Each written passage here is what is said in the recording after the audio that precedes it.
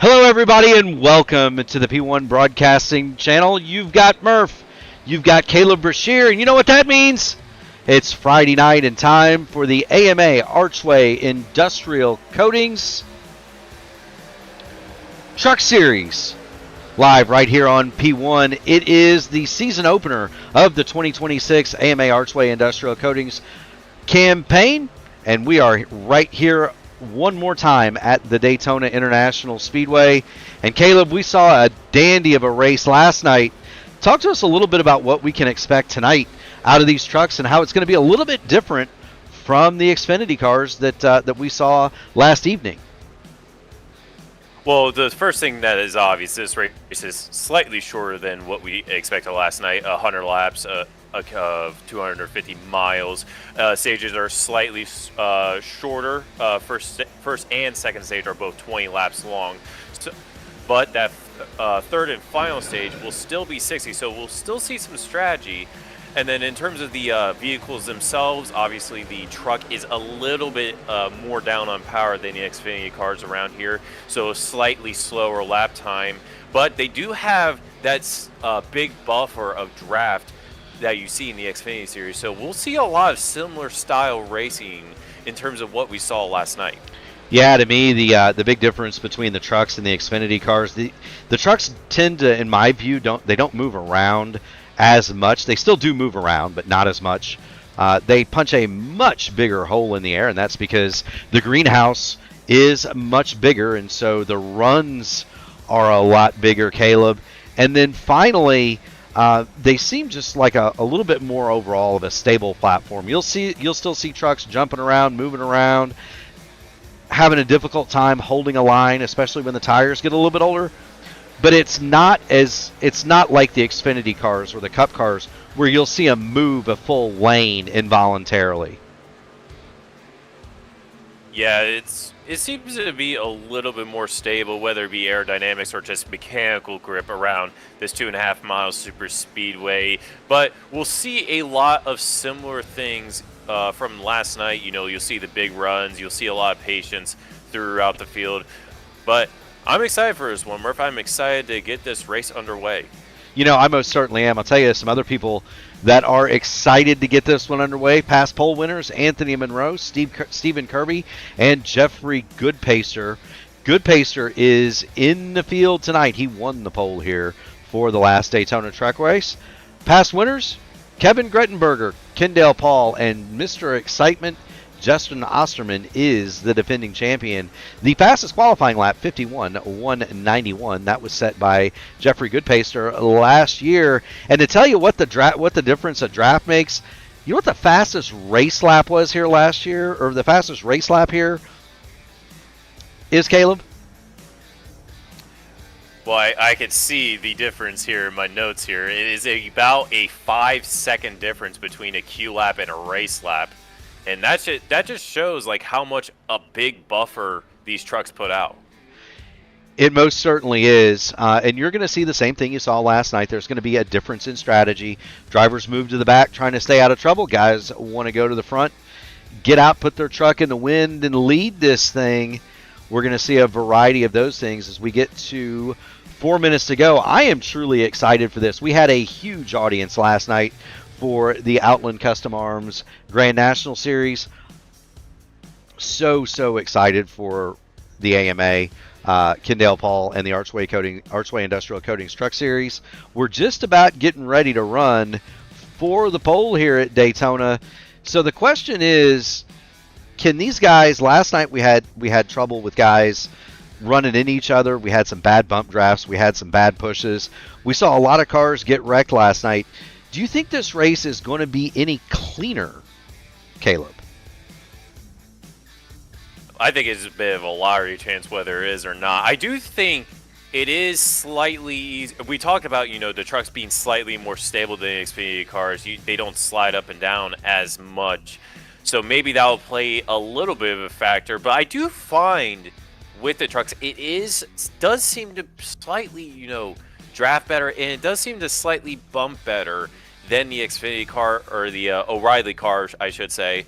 But we'll see how this race gets underway. We have about 2.5 minutes left in the practice, so until we go to qualifying, and then we can get this race underway.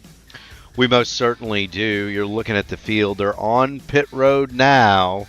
And the reason that they're on pit road, they're going through the drivers' meeting. Kendale Paul, the series director, giving everybody the final instructions as they head out to qualify. As he does, Sam Crow and I used to marvel at this. So, Caleb, I'm going to give you 3 guesses as to who is fastest in practice. Without looking? Without looking. I know Sam Crow is in the field. And if based on last night, I'm going to guess Ryan O'Donohue is probably up there. Ryan, obviously. Did I get it right? Look no further. Ryan O'Donohue with the fastest lap in practice, 185.966 miles an hour. Just a whisker quicker than Paul Witt. And when I say a whisker, we're talking about 1,000th of a second is the difference between first and second in the practice speeds. The joke, by the way, Caleb, is that Ryan O'Donohue was fastest in practice something like 20 races in a row last year. So Sam and I would get down to about a minute, 2 minutes before, and we'd say, "Well, Sam, who do you think's fastest in practice?" Mike Rigney says, No, the trucks are going to bounce all over the place in the wind. It's going to be a show." Let's talk about the weather just a minute here in the sim. 75 degrees in the air, 77 on the track, 4-mile-an-hour wind out of the north. It is partly cloudy, and Caleb, just like it did last night, this baby's going to get dark, and when it gets dark, it is going to get wild.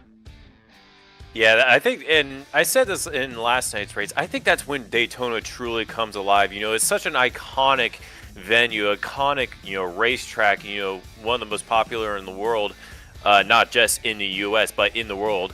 And when those lights come on, it just feels something different. It feels like the legacy of this 2.5-mile super speedway just finally comes out and just puts on one of the best shows that we'll ever see.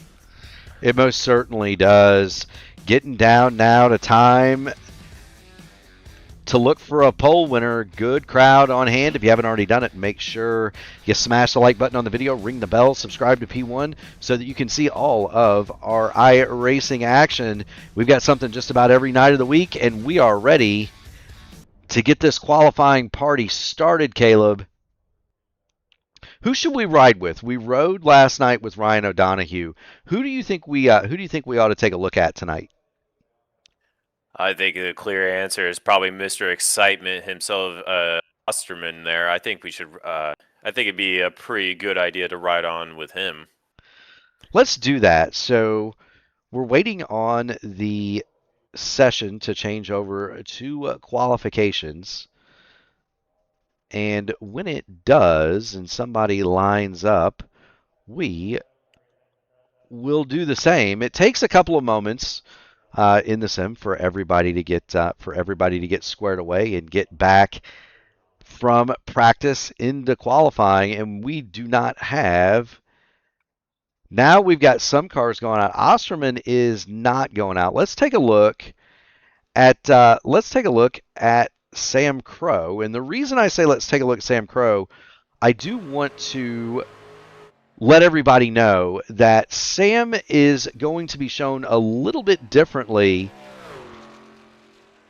in the broadcast. So Sam is going to be shown as the number. You're just going to see Sam as the number 2. He's going to be shown as the 002 on the scoring pylon, even though his car is numbered 8, and that is because Sam is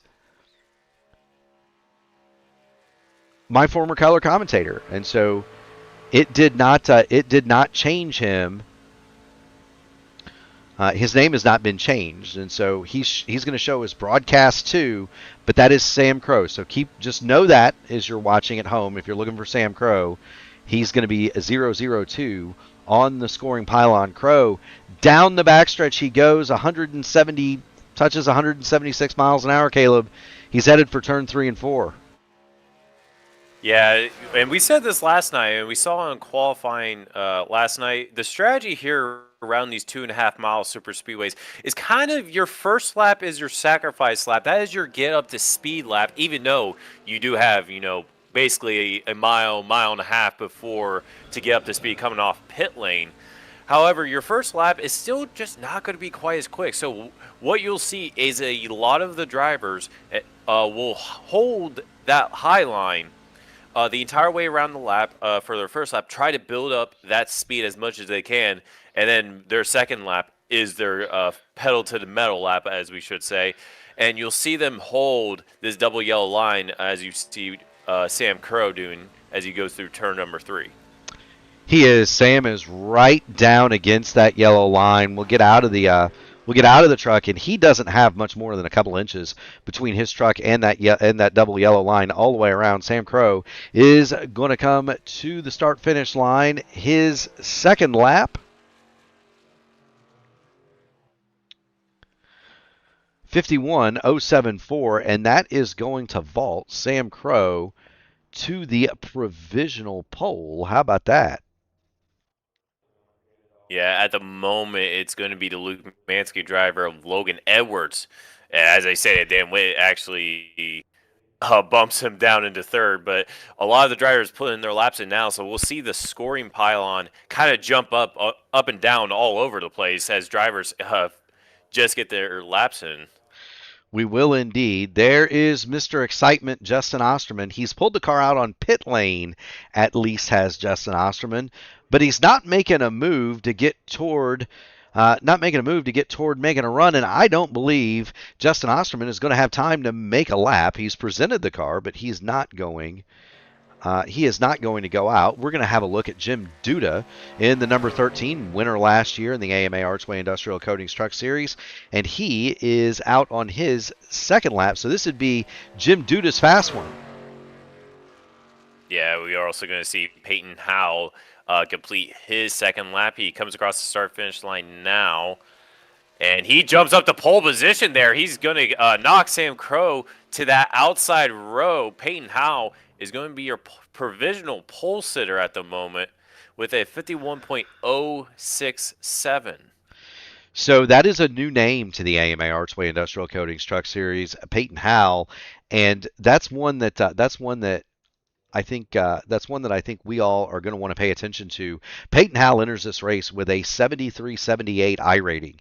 That is huge. That would put you in the top 150 people on the planet that do this. And so Peyton Howell brings a lot of I rating, a lot of credibility. We've also got Nathan Nicholson, another 7,000 plus guy, 72.92 in this field. You mentioned Logan Edwards, the old NARC brain. He's got some significant I rating. Roval Alvis is back. He's over $4,000. So too Matt Wagner. These are guys that are very, very, very good at what they do. And we see a lot of talent up and down the field, but we'll see how they, practice and queue are one thing. But the race is a completely another thing. We'll see how they are able to navigate these 250 miles here. We most certainly will. On the pole, in his maiden appearance, it's going to be Peyton Howell. 174.896. He will take home the Sim Shop Pole Award. They are sponsoring the championship prizes here in the AMA. Hit them up. That's www.simshop.com. Just keep driving. On the outside pole, it's going to be Sam Crow, 174.873 miles an hour. You want to talk about close? That's close. Jim Duda, Jeffrey Goodpaster, row 2, Matt Wagner, Dan Witt are going to start 5th and 6th. And then Kevin Gettenberger, Paul Witt, Austin Hund, and Roval Alvis will round out your top 10.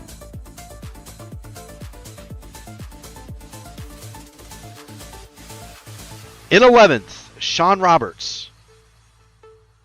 Logan Edwards, the old NARC brain, your Luke Mansky teammate, he's going to go from 12th. John Van Osteren, 13th. Joshua King, 14th. Alan Steigerwalt, 15th. We saw him at the front last night quite a bit. Daniel Meadows, Dylan Blankenship, Nathan Nicholson, Troy Carricker, and Ryan O'Donohue start smack in the middle of the field in 20th. In 21st, how about Michael Van Kirk, then Donald Green, Matt Sizzler, Keith Graham, Kalen Wilson, Andrew Gates will go from 26th, Clint Kirkbride, say hey Lewis Hayes, Chuck Sweeting 29th, Kendale Paul is going to go from 30th, Chuck Sweeting in 29th and Kendale Paul in 30th. They start the cars that did not qualify. They did not set times to get into the field. In 31st, James Hodgson, David Dunwoody is going to go from 32nd. I recognize the paint scheme on that truck. It looks really similar to what I ran in the 24 Hours of Daytona. 33rd, Justin Osterman, Ted Craven, 34th, Brad Fulham, 35th. John Hutchins, Brian Sharp, Jeremy Dunwoody, Jason Southard, and Randy Dunlap are going to round out your field here tonight at Daytona.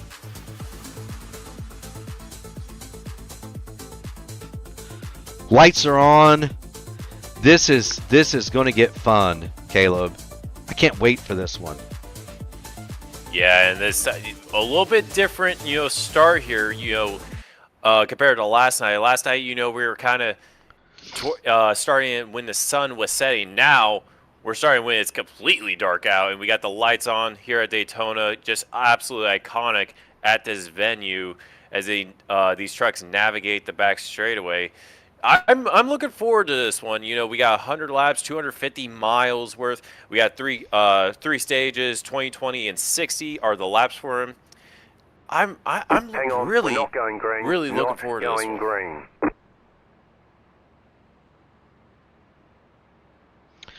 Delayed green, so we are not going green here.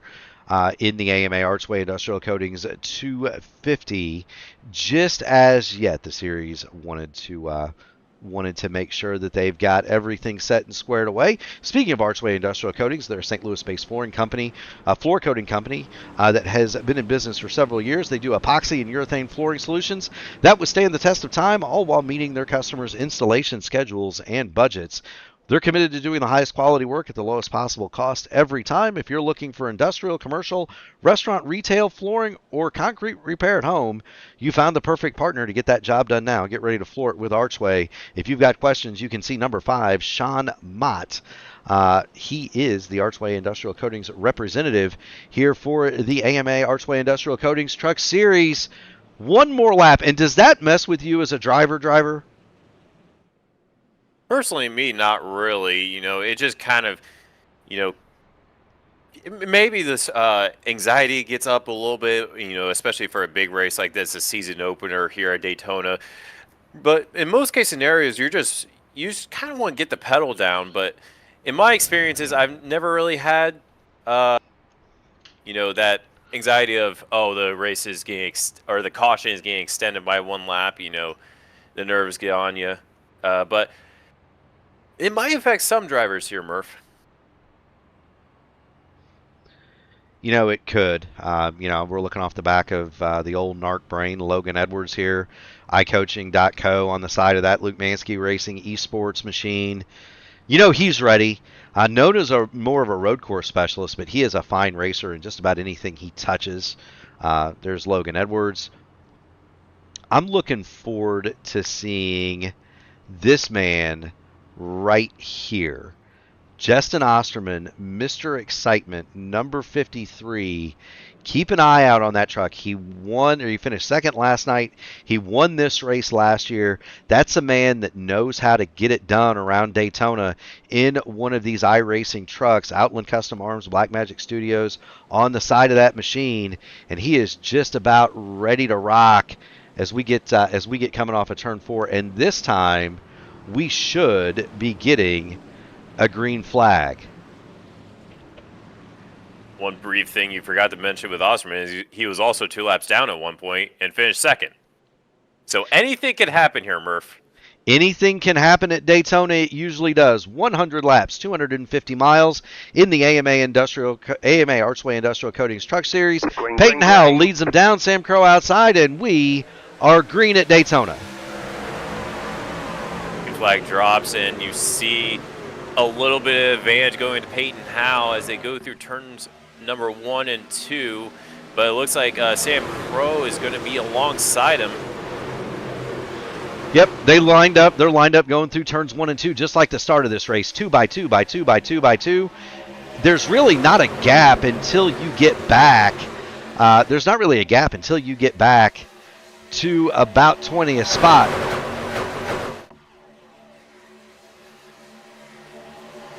Yeah, it seems that last night's race, it did get fairly spread out. I wouldn't say very quickly, but it did get spread out. And we have a caution, we have a wreck. That is, I believe... Whoa, we've got cars still. Kendale Paul takes a shot right in the back. Right in the back. We've got trucks slowing all over the speedway. I believe that was the number 54 of Michael Kirk that started that whole thing.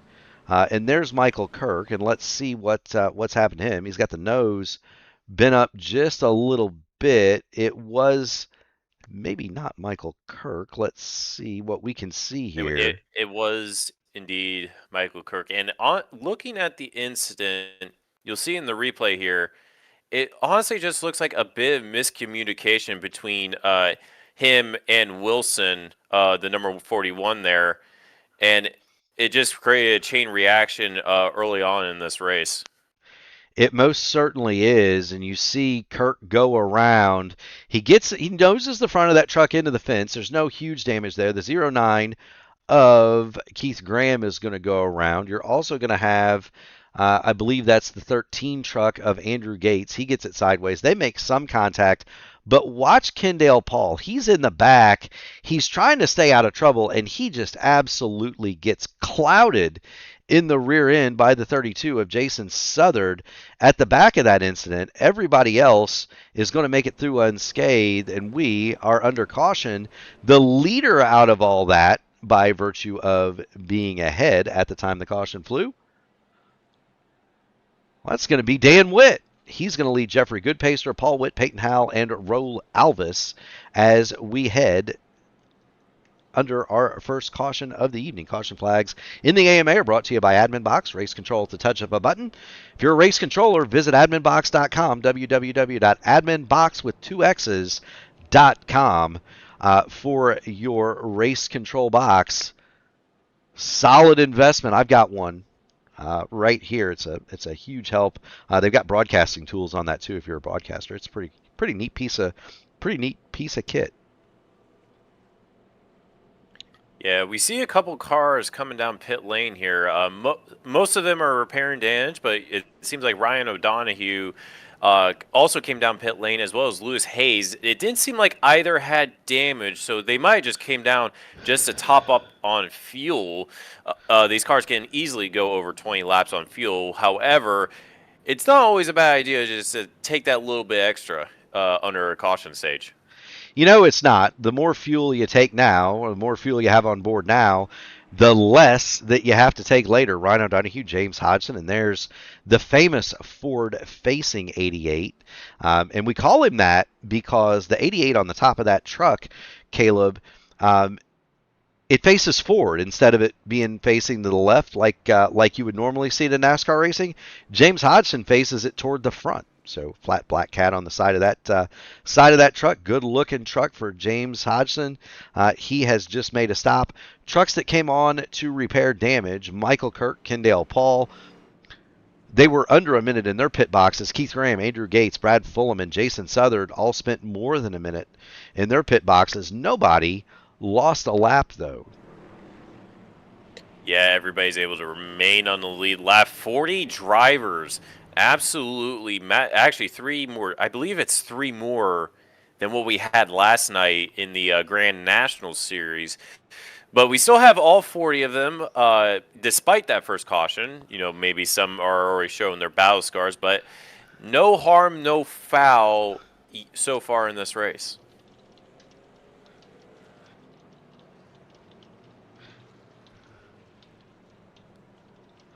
Mike Rigney chiming in the chat.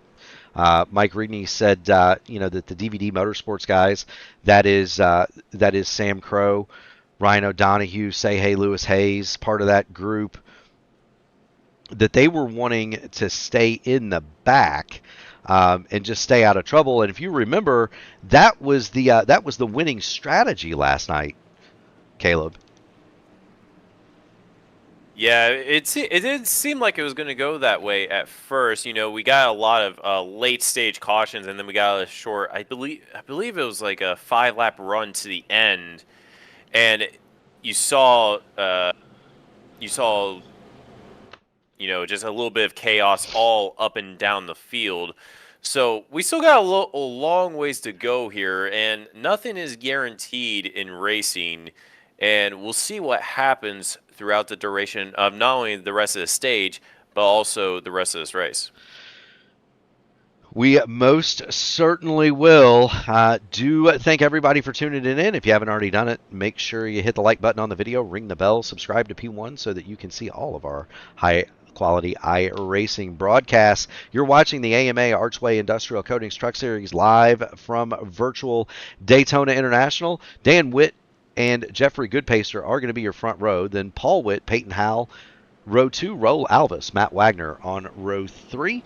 Kevin Grettenberger, Logan Edwards, the old narc brain, he's going to start on row 4. Austin Hunt, Joshua King are going to be on the 5th row, and they're going to round out your top 10. Pace Truck is going to pull on off. We're going to hop in the grandstands and watch this one as the field gets wound up one more time, Caleb. Let's see if they can keep it clean and green. We are back underway at Daytona. Green. Yeah, Dan Witt gets a little bit of a jump there.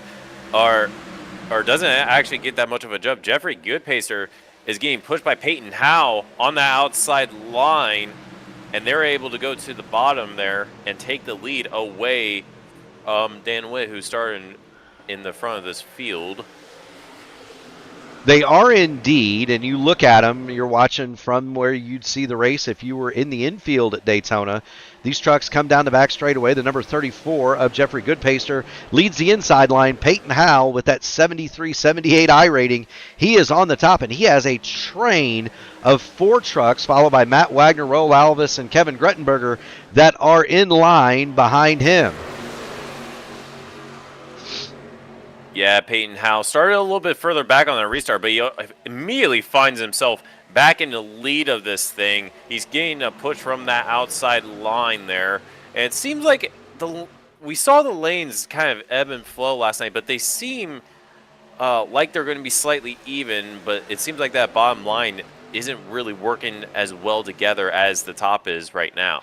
It does not. Matty Wagner jumped down there. He's got some help in the form of Austin Hund in the 15, and they're going to try to get themselves to the front. That's Austin Hund in the 4D Racewear machine, and they're starting to pull back even with the 57 of Kevin Grettenberger. Matty Wagner was second. He jumped down to try to grab the lead from Peyton Howell. He fell back, but now that inside line, they've got some organization. They've got help in the form of Hund and Jeffrey Goodpaster, and they have now drawn even with second place Roval Alvis. Matty Wagner's leading that inside line back toward the lead, Caleb. Yeah, he's leading that inside line. He originally was on that outside line, but he was the one that actually pushed Peyton Howell to the lead of this race. But now he wants to try to lead the inside line. It seems like it's working out for him so far. And it seems like, the field is fairly together right now. Last night, it kind of got spread out fairly quickly, but you do have about 10 or 11 rows of 2x2 at the moment. Yeah, so we're going to jump up and kind of show you what we're talking about here. There's the lead group, and it goes all the way back to it goes all the way back to the number 41 truck of Kalen Wilson, as you see him try to dive underneath Jim Duda. So the front 20, they are all right together. When you get back to Justin Osterman, and there is Mr. Excitement, you're going to see the car number 51 of Donald Green. Those trucks, everybody on back, they are just keeping their powder dry. They are trying to avoid trouble. You get a little bit further back, And this group is completely detached. It's led by the 72 of John Hutchins. That's led by the 72 of John Hutchins. You've got the 8, which is the 002 on your scoring pylon. That is Sam Crow. Ryan O'Donoghue is in that group. Crow and O'Donoghue had great runs last night. They got wrecked out late. Their teammate Greg Evans won the race by doing exactly this right here. Hang out in the back, avoid the trouble, avoid the messes, keep the truck clean, and at the end, make your move. Greg Evans won the race last night doing that very thing. As you see Sam Crow drop it underneath John Hutchins. But this crew here is 2.5 seconds behind the lead group, and there you see that interval. Yeah, you say Greg Evans won that race last night. He was being very, very patient, and that's really all you want to do in these early stages of the race. You know, we still have over 10 laps left in this stage, over 90 left in the race. So you don't want to do anything too extreme too early on. Of course, you know, the famous saying is, in order to finish first, you got to first finish. And that is very prevalent around tracks like Daytona, Talladega, to where, you know, the pack is very tightly knit together. So you don't want to make any mistake that will take yourself or take anybody else out there, Murph. No, you don't. And you've especially got to realize, like, for example, Ryan O'Donoghue, you've got David Dunwoody back there hanging out, Brian Sharp, Justin Osterman, Sam Crow we talked about, Kendale Paul is back in that group. Those are trucks that are going to be in contention for the season-long championship. And I talked to Ryan O'Donoghue just before this race, very cognizant of the fact that that there is a bigger picture here, and SimShop is going to pay the money, pay the prize for whoever wins the championship, not for whoever wins Daytona. And so you need to make it to the end. You need to score points. You need to be among those last guys standing. The other thing is O'Donoghue, Paul, Hodgson, some of those guys in that pack, say Lewis Hayes, they know how to get to the front, and they can do it in a hurry. Yeah, and we saw what happened last night. There was a lot of big players in the championship that were out of that race very, very early on. And you don't want some of those drivers are here tonight. I'm sure they don't want to replicate what they did last night, or if they got caught up in an incident. I'm sure they're going to try to prioritize, hey, let's get to the end of this thing. Well, and that's the other thing too. If you were in that race last night, they understand how painful that situation was. Where those cars, they were racing up at the front, they were mixing it up.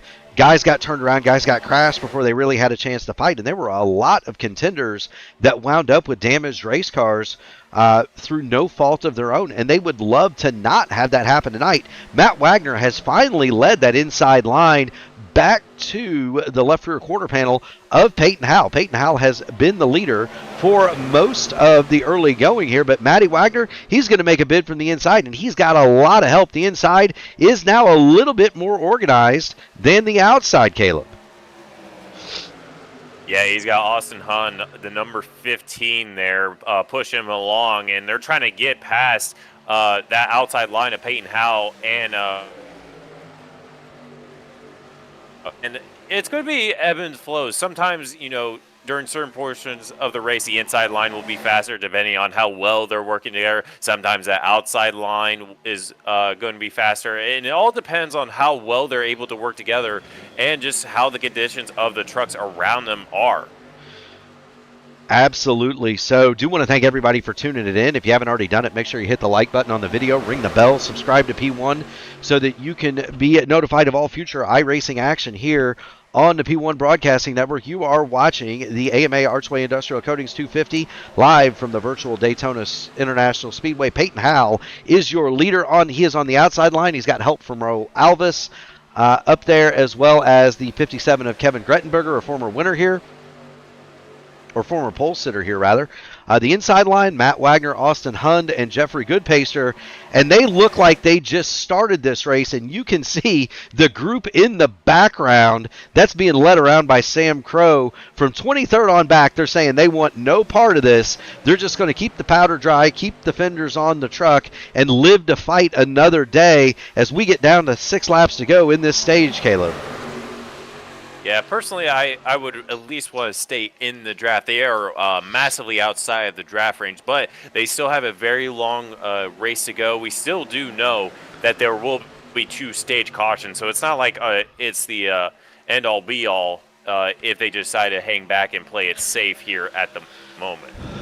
No, and that's absolutely true in that, we know there's going to be a caution at 20 laps complete, so when that ticker hits 21, there's going to be a yellow come out, and we know the same is going to happen when that ticker reads 41. As soon as the 10th place car crosses the line, we're going to have a yellow light. And so it doesn't really matter where you're at right now. As long as you're on the lead lap, you're going to have a chip and a chair when it comes time to talk turkey at the end of 250 miles at Daytona. The guys at the front, Wagner and Howell, they do not care about all that. Those two have been side by side for the lead for the last 10 laps, Caleb. Yeah, and he's been side by side, and we got 3 wide in the back there. That is Logan Edwards on the inside at the moment, the number 18 Nathan Nicholson, and the number 87 on the outside. And it just seems to be just kind of miscommunication on that outside line. They're trying to follow that middle and outside line that are 3 wide are just trying to follow the draft of the cars in front, and it seems like it's just split. And we're making some moves where we are bringing. We've got trouble. A car to the wall. We've got trouble. We got trouble. Big trouble. Sean Roberts in the 33 has gone around in the field. Caution is on the speedway, and somebody got into him as they passed through the accident. So we're going to have to go back and figure all of those things out. But caution is on the speedway, lap 17 of 100, and usually here in the AMA, that is going to end the stage. But they're 4 wide right there. That's the 87 truck of Alan Steigerwald, and he gets in to the right rear of Sean Roberts. They go into the fence, and it looks like everything is more or less saved. Matt Sisler is going to miss it. Justin Osterman does not. Hard contact into the rear of that 33 truck. Around one more time goes Sean Roberts, and Justin Osterman is going to suffer severe damage to his truck. We're going to jump on board with Justin Osterman, and this is what he sees. Now remember, this is going to look really fast, but this is 1/3 time. There's the hit. And Caleb, what we're looking at here is, does the rev counter drop to 0 on that Holley EFI dash? It does not. So the engine is not blown for Justin Osterman. He is going to need extensive repair, but it's not going to be a night ender for him. We saw a lot of damage in the wrecks last night, and they were able to get it repaired. I believe Justin Osterman, he was 2 laps down. I believe he had quite a bit of damage from one of the wrecks earlier in that race, and like we said, he still finished second. So even that little bit of damage is repairable, and you could probably get that truck going, but of course, that's not always guaranteed. We did have quite a bit of few meatballs from drivers that it seemed to be like their truck or their car was okay, and it turns out it was not. So we'll see if he's able to continue in this race and stay in contention for the win. We will indeed. Cautions here in the AMA Archway Industrial Coatings Truck Series are brought to you by Admin Box. Race control at the touch of a button. If you're a race controller out there, or you fancy a custom button box to help you with iRacing, www.adminbox2x's.com. That's www.adminbox.com. And we're approaching the end of Track Racer stage number 1, Caleb. Have they gotten on the radio? Can you tell us have they radioed to the drivers if this is going to be the stage, or is this a situation where they're going to turn them loose one more time? I have not been listening to the radio. I've been more pay attention to that damage from Sean Roberts. It looks like that might be night done.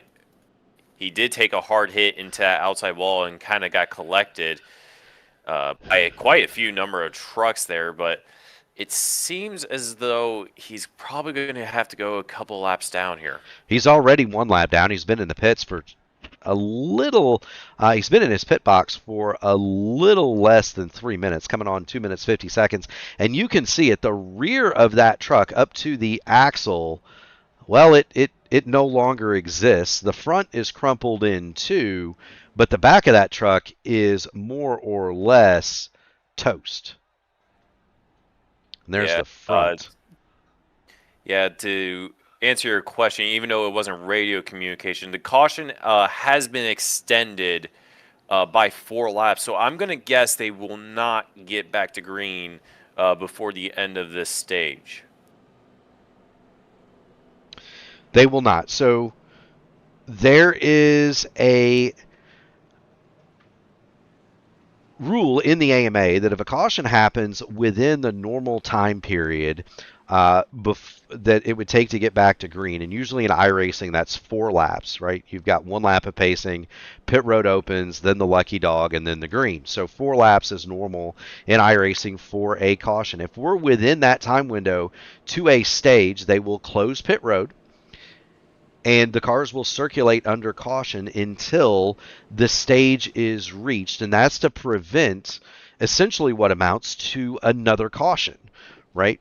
You put everybody on top of each other, and you put everybody on top of each other with stage points on the line, and it tends to breed more cautions. And so that is a rule here in the AMA that they will extend the caution until the stage if it falls within a certain number of laps.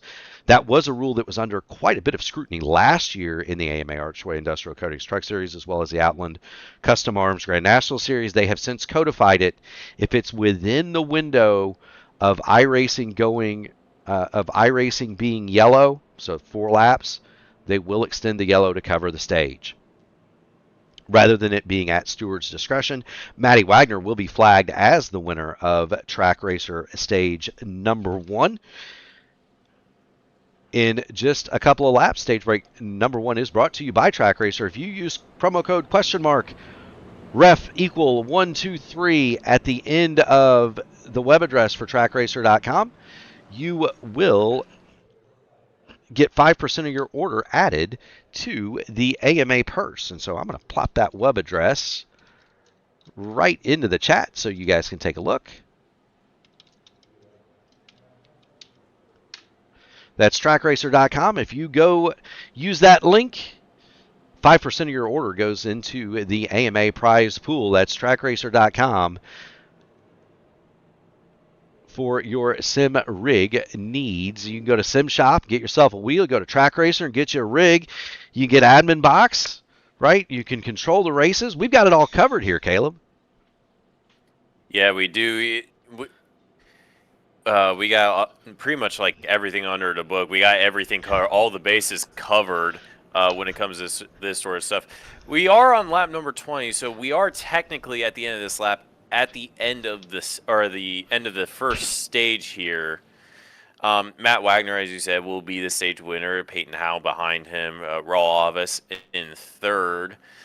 But that did take out that wreck. Sean Roberts, he's still in pit lane, as well as Justin Osterman. Yeah, I don't think that Sean Roberts, it doesn't show him with a meatball, but that would indicate that there was a significant required repair. Same for Justin Osterman. There's going to be a penalty, obviously, for pitting under a closed pit with the stage. But for those drivers, they've likely got so much repair that has to happen that they're basically saying, look, I'll take tail end of the longest line or whatever the penalty is. There's Osterman.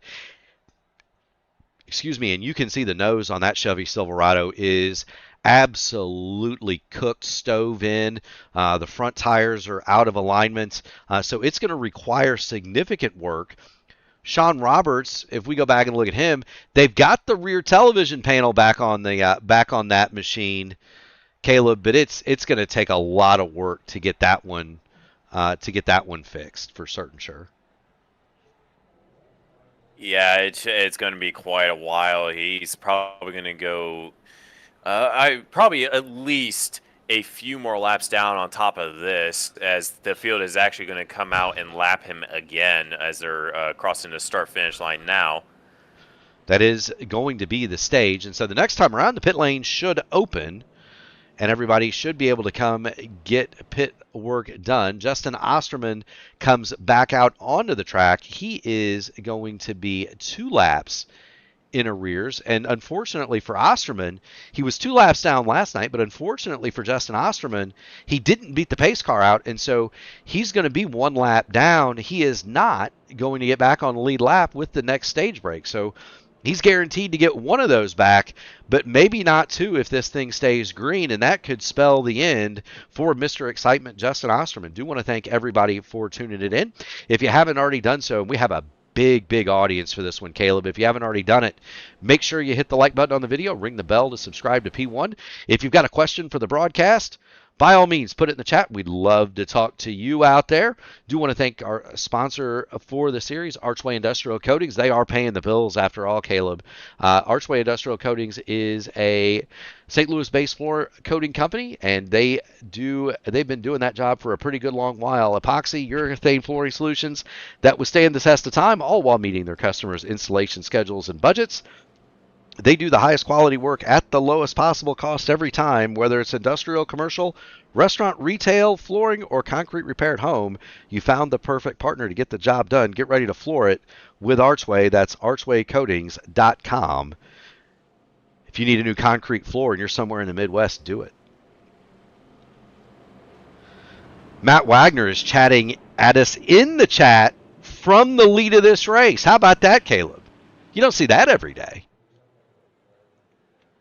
You get pretty much one hand on the steering wheel, your other is, you got to navigate the mouse and the keyboard at the same time. I've never been very good at it, to be completely honest, but you see some people, and not only in the YouTube chat, but in iRacing chat in general, you just see people and they're driving one-handed at speed and they somehow get a message off. You're like, how did they do that? But Matt Wagner just giving us a quick hello in the chat there. I wonder if they've got voice to chat. I also wonder about like an Xbox controller with a QWERTY keyboard where they can do it with their thumbs. As we watch Peyton Howell exit pit lane, he's going to get back out onto the speedway. Matt Wagner wins the race off of pit road, 8.3 seconds in the box for Matty Wags, and that tells me he took either rights or lefts, but at 8.3 seconds, they did not do both. The first 4-tire stop is going to be Kevin Grettenberger, and he is going to fall all the way to 12th. Luke Mansky has chimed in. He wants to know who Caleb Brashear thinks is the best driver in the field. And Caleb, that's your boss with a loaded question.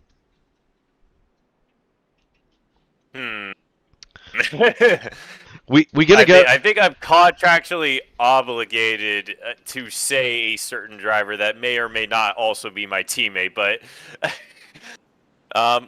he's currently I lost track of him. He's currently a little bit further back. He's kind of played it patient here. He still has a very clean truck in that Luke Mansky, sponsored by iCoaching truck in that Ford, but we got a lot of big players here. We got Matt Wagner, Peyton Howell leading this field. Raul Alves did very, very well in the Grand National race last night. And you got some drivers, kind of playing impatient and towards the back of the field, Kendale Paul being one of them. David Dunwoody did very, very well in last night's race.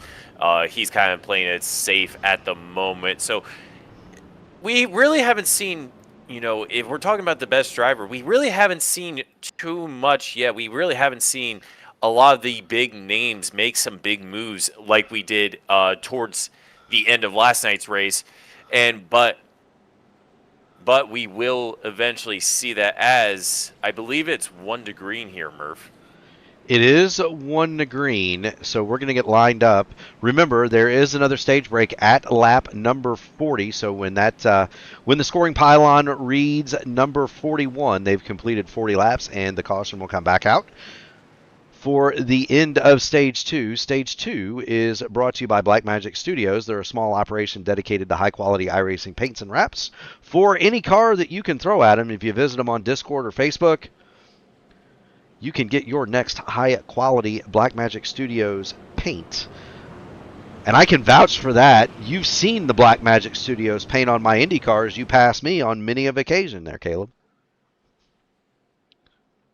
Yeah, unless it's somehow a track or a mile and a half, like Charlotte or Kentucky. Usually it's you passing me, or I usually just kill my tires. But I remember a certain gateway race in which I went around the outside of turn 1 and 2. I remember that race. Well, I do too, and I got to tell you, I was not having a good time that night. It's sometimes you got it, sometimes you don't, and frankly, I don't race enough to really be at the top anymore, and so there's some nights that I can do it, and some nights I'm just not as prepared as I want to be. And it shows. Matt Wagner and Peyton Howell are going to lead him back to green. Nicholson and Goodpaster, row 2. Dan Witt, Roval Alvis, row 3. Paul Witt, Troy Carricker are going to be on row 4. Kevin Grettenberger and Jim Duda are going to be row 5 and round out the top 10. The old narc brain, Logan Edwards, is 11th. We are going to have the pace truck pull off. Barney puts the green flag back up in the air, and racing does resume here at Daytona. Yeah, Wagner gets a little bit of a jump over Peyton Howell as they take the green flag here to start stage number 2. But Peyton Howell gets a really good run on that outside. It almost looks like he does clear Matt Wagner, but he doesn't go down to the bottom lane. We saw him ride the high line for a lot of stage number 1, so it looks like he's going to do the same thing in stage number 2. He has the 18 of Nathan Nicholson bumping him to the front. It seems like that outside line. Oh, we have a big contact. That was the 94 and the 17 coming together.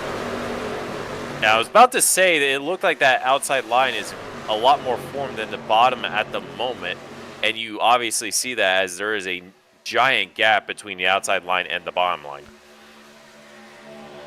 There is indeed. We saw that, though, early in this race. Matt Wagner jumped to the bottom. He went back at least 3 or 4 rows, and then he was able to build a run. It's Troy Carricker playing the Pied Piper there on the bottom. He's got Matty Wagner and Dan Witt in attendance on the bottom.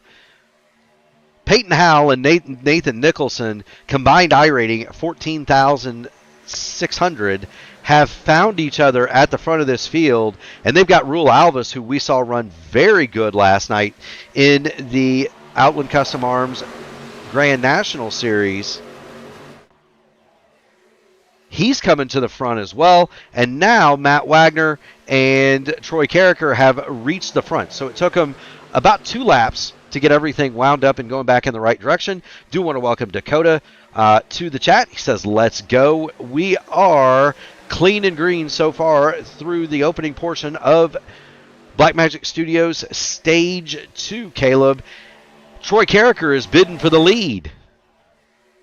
Yeah, and that seems like that bottom line has formed back up, and they have a significant more amount of cars, but just as I said, we see a car go below the apron there.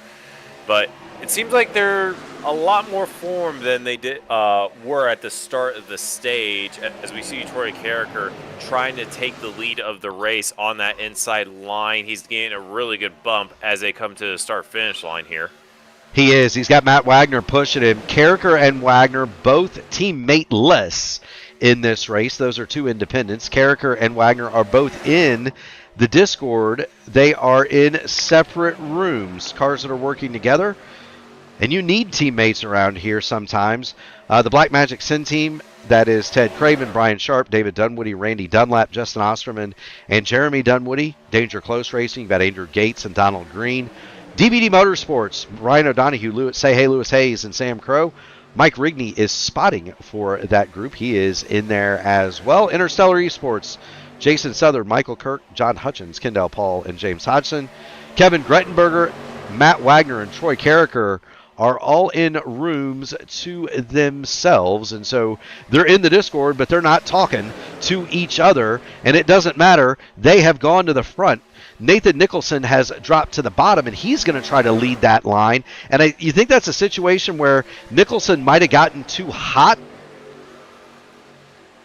It definitely did look like it. It seemed like he got a really good run on the backstretch last time around, and wanted to just kind of keep that momentum going, so he switched to the bottom, and it kind of checked up that bottom field. It checked up Troy a little bit, where now they're struggling to catch up back to that front of the field. They are indeed, and that makes me think that the truck for Nathan Nicholson in that number 18 did get a little bit warm. He lost some of the horsepower in that Toyota Tundra, and it's dropping him to the back just a little bit.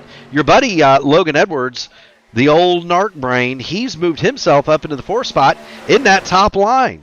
How about that? Yeah, we see Logan all the time drive, a lot of different cars and a lot of different series on iRacing. We know him mainly on the IndyCar side. I opened last season, he got a incredible streak of 8 podiums in a row in the broadcast splits. But he also does the IRO1 SOFs. He does the Mission R. He does LMP2. He does everything on iRacing, and he's willing to try every single car. It doesn't matter what it is, and he's very good at anything he drives. I logged in one night and caught that guy running a sprint car. I mean, he'll drive anything. He'll drive just about anything. Mike Rigney wants to know if Wags has got damage on his machine, and that's the advantage of having your spotter pop into the chat. We can have a look at that number 17 machine, and we'll be able to tell if he's got any damage or not. There he is. The back end looks straight. Don't see anything on the. I don't see anything on the driver's side, and the front end looks pretty straight too, doesn't it, Caleb? Yeah, it does. I think he did get doored, but it looks like it wasn't massive contact to where it would cause any significant damage. And I'm looking at the rest of the field here. We do have 2 groups at the moment. We have the front group, and then it looks like Ryan O'Donohue is leading that second group, and it looks like he's going to do the same thing as he did in the first stage, just kind of hang back, play it safe here, and then when we get to that third stage, then he'll put the pedal to the metal. Yeah, you're looking at the DVD Motorsports crew. Say hey, Lewis Hayes in the 40 Racewear truck, Ryan O'Donohue for Mass Medical Supply. You've got Sam Crow in the middle in the Ghost. And those trucks, they've got the 91 of Brad Fulham, Kalen Wilson, Andrew Gates, Danger Close Racing. They're all in that second group, and they are about a second and a half or a little bit more behind the leaders. You see the 41 of Kalen Wilson, he's going to jump to the high side, and I don't think anybody is going to contest that.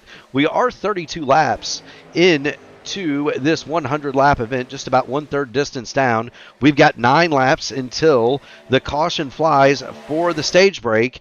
The Blackmagic Studios Stage 2 checkered flag is due in just about 8.5 laps. At the front of the field, Austin Hund, he's going to drop down to the bottom and see if he can't lead Nicholson, Carricker, and so on back toward the front of this field. Yeah, and we see a brief 3 wide moment in the back of that first pack. I believe that's the 28. That is the 28, David Dunwoody. He briefly made it 3 wide, but he gets back on that high line there. No harm, no foul, as we always say.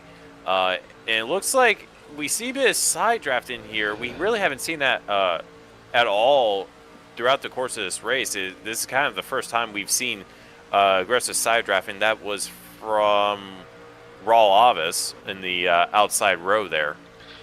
Let's ride along with David Dunwoody, because Dunwoody was a guy who stayed in the back for a lot of the night last night, and then when the end of the first stage popped around, David Dunwoody was at the front, and it was almost like a stealth move. There you see him switching lanes. He is at the very back of this group, and there's Dunwoody. We'll keep the telemetry up. He is currently 15th, going around Jim Duda, and he's selected for right now the high line. But let's see what Dunwoody can do here. Is he going to go up through the middle, or is he going to try to get a rally going on the very top? Yeah, at the end of the first stage, I believe he started the race in 24th, and we pretty much ran green the entire time, that entire first stage until the very, very end of it. And he found himself, I believe, in third at the end of that first stage. And it wasn't like he made any massive moves to get back up towards the front of that field. He just kind of played it patient, and he chose the line perfectly, it seemed like. And he just kind of progressively got getting more and more passes done. I wouldn't be surprised if he's able to do that here again towards the end of the stage. I wouldn't be surprised either. David Dunwoody is a very, very, very good plate racer. We have what I can only describe as an incredible audience here tonight for this race. If you like what you see, make sure you hit the like button on the video, ring the bell, subscribe to the channel so that you can get an alert every time P1 Broadcasting goes live. We've got something just about every night of the week. Saturday, right now, is our day off. We will have the iRacing IndyCar Series top split on Saturday afternoons once that happens. And that's going to happen with the beginning of the Real Life IndyCar Series just in a couple of weeks' time. Sunday, we do have the Classic, the Sim Gaming Expo Classic IndyCar Series. That's live at 2 o'clock. Those are the IRO 5s, the original IndyCar and iRacing. And then at 8 o'clock, the Votive Racing League. They share time with the Dark Horse DW12 Series. Those are every other Sunday. Those share Sundays on an alternating basis at 8. Monday night, you've got the IndyCar Open Series top split. That's going to come from Zandvoort at 7 o'clock Eastern, followed by the Indy Next Road Series Monday night top split at 9. On Tuesday, we've got a triple header. It's the IndyCar Oval Series top split live from Phoenix, 7:15. The Indy Next Oval Series top split is in the middle, 8:30 from Gateway in the nightcap. It's the oldest continuously running IndyCar series in the service, the Area 51 IndyCar Series from Kentucky at 9:30. Wednesdays are reserved for the Horizon IndyCar Series. That goes on at 8 o'clock. They are off this week. And then the Formula Super Series, which is also off this week. They usually run at 8:20. That brings us right back here. Next week, 8:20 p.m. race, pre-race, 8:35 start for the AMA Outland Custom Arms Grand National Series on Thursday and the AMA Archway Industrial Coatings Truck Series on Sunday, and they will be at Atlanta. So if you like restrictor plates Thursday and Friday nights, we got you covered here on the P1 Broadcasting Network early in the season. Yeah, we got Atlanta, we got Dega, we got Daytona. A lot of plate racing, especially with the truck series. You know, the trucks are slightly more down on horsepower than the other two series of Cup and the O'Reilly series, but they do seem to have a bit more plate racing at these tracks. Not only for like Atlanta, obviously, but even the Mile Hats. Sometimes you see a little bit of. Oh, we got big contact. We have a car upside down, Murph. Yeah, that's the 57 of Kevin Grettenberger, and he has gone on his lid. And just like the previous caution, this will end the stage, and that is rough when you get in the pack. Jim Duda with the meatball. Interestingly enough, Grettenberger got upside down, and he does not have the mandatory pitting flag. So we're going to see exactly what has gone on here to put Kevin Grettenberger on his roof.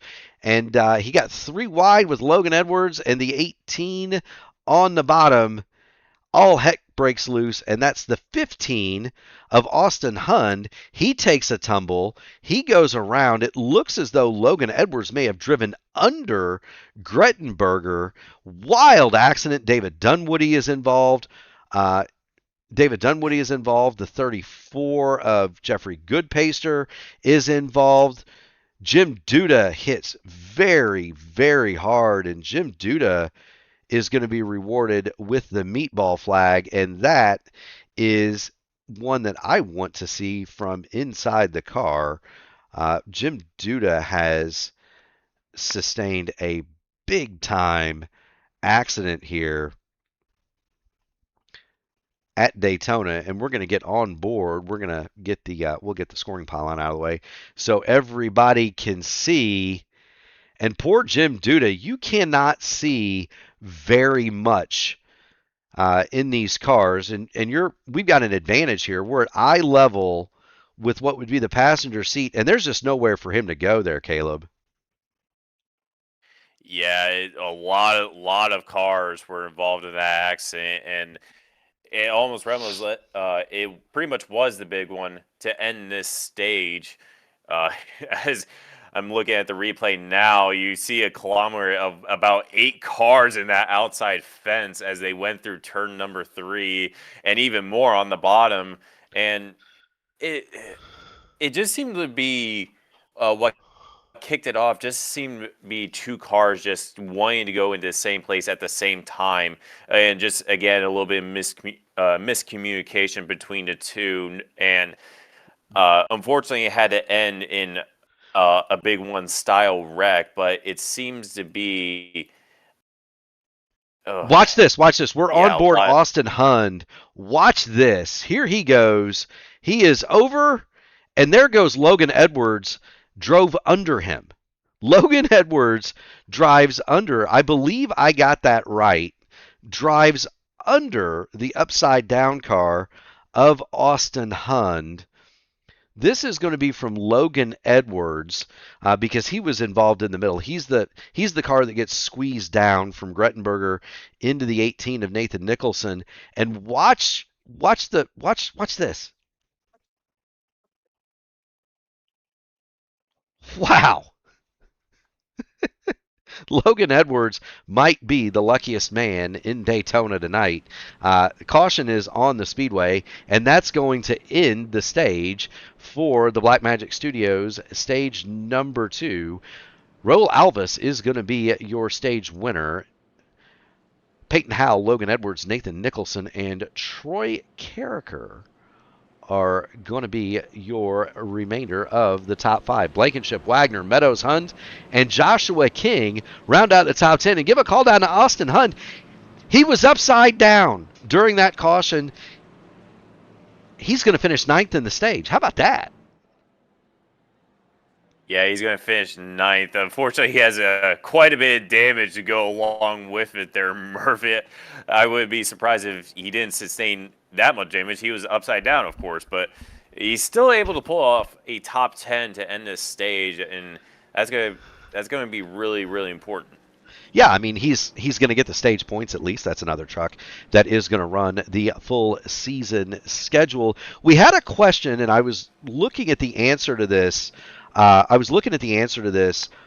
Before we had that accident. So the question was, how many Chevys are in the field? The answer to that is the field is roughly divided evenly. The field is roughly divided evenly. There are more Chevrolet Silverados than Ford F-150s, but it is close. Toyota Tundras are the least represented make, but there are at least 7 Toyotas. I count 14 or 15 Chevys and probably the same number of Fords, right? So the Chevrolet, there are more Chevrolets than Fords, but my informal count here is anywhere between 15 to 20 Chevrolets. Probably about 15 Fords, and the remainder are Toyotas. Do want to welcome Joshua Matthews in. He says, let's go King number 19. There is Joshua King. in the Royalty truck, and we'll get the camera in on that Chevrolet. He's been through some scrapes. The back end is caved in. The nose has some damage. Why not bring that thing into the pit lane, get her fixed up? We've still got one stage to go, Caleb. Yeah, we got one stage to go, and it's actually going to be triple in length in comparison to the 20 laps we do on each stage. It's going to be 60 laps total length, and we will see a pit stop if we go green here, a green flag pit stop. We estimate that the trucks can do about 40 to 45 laps on fuel here. So we will see a green flag pit stop if the caution doesn't come out, obviously. And that should put we talk about strategy in these third stages. When do you pit? Do you decide to pit early? Do you decide to split the stage in half? Do you decide to pit late? You know, that all kind of plays into a factor on what you want to do here for this third and final stage. It does indeed. There's the 25 of Peyton Howell. He comes off of pit road behind Nathan Nicholson. Nicholson will retain the lead to start stage number 3. Do want to thank Archway Industrial Coatings for their sponsorship of the AMA Archway Industrial Coatings Truck Series and the Archway 250 here at Daytona. They are a St. Louis-based flooring company that's been getting the job done for years. They do epoxy and urethane flooring solutions that withstand the test of time, all while meeting their customers' installation schedules and budgets. They do the highest quality work at the lowest possible cost every time, whether it's industrial, commercial, restaurant, retail, or concrete repair at home. You found the perfect partner to get the job done now. Get ready to floor it with Archway, and that's archwaycoatings.com. Do want to thank everybody in the audience. Caleb, we have just passed a milestone here on P1. This is not only has shattered every record that we have for broadcasting attendance, fans in the stands.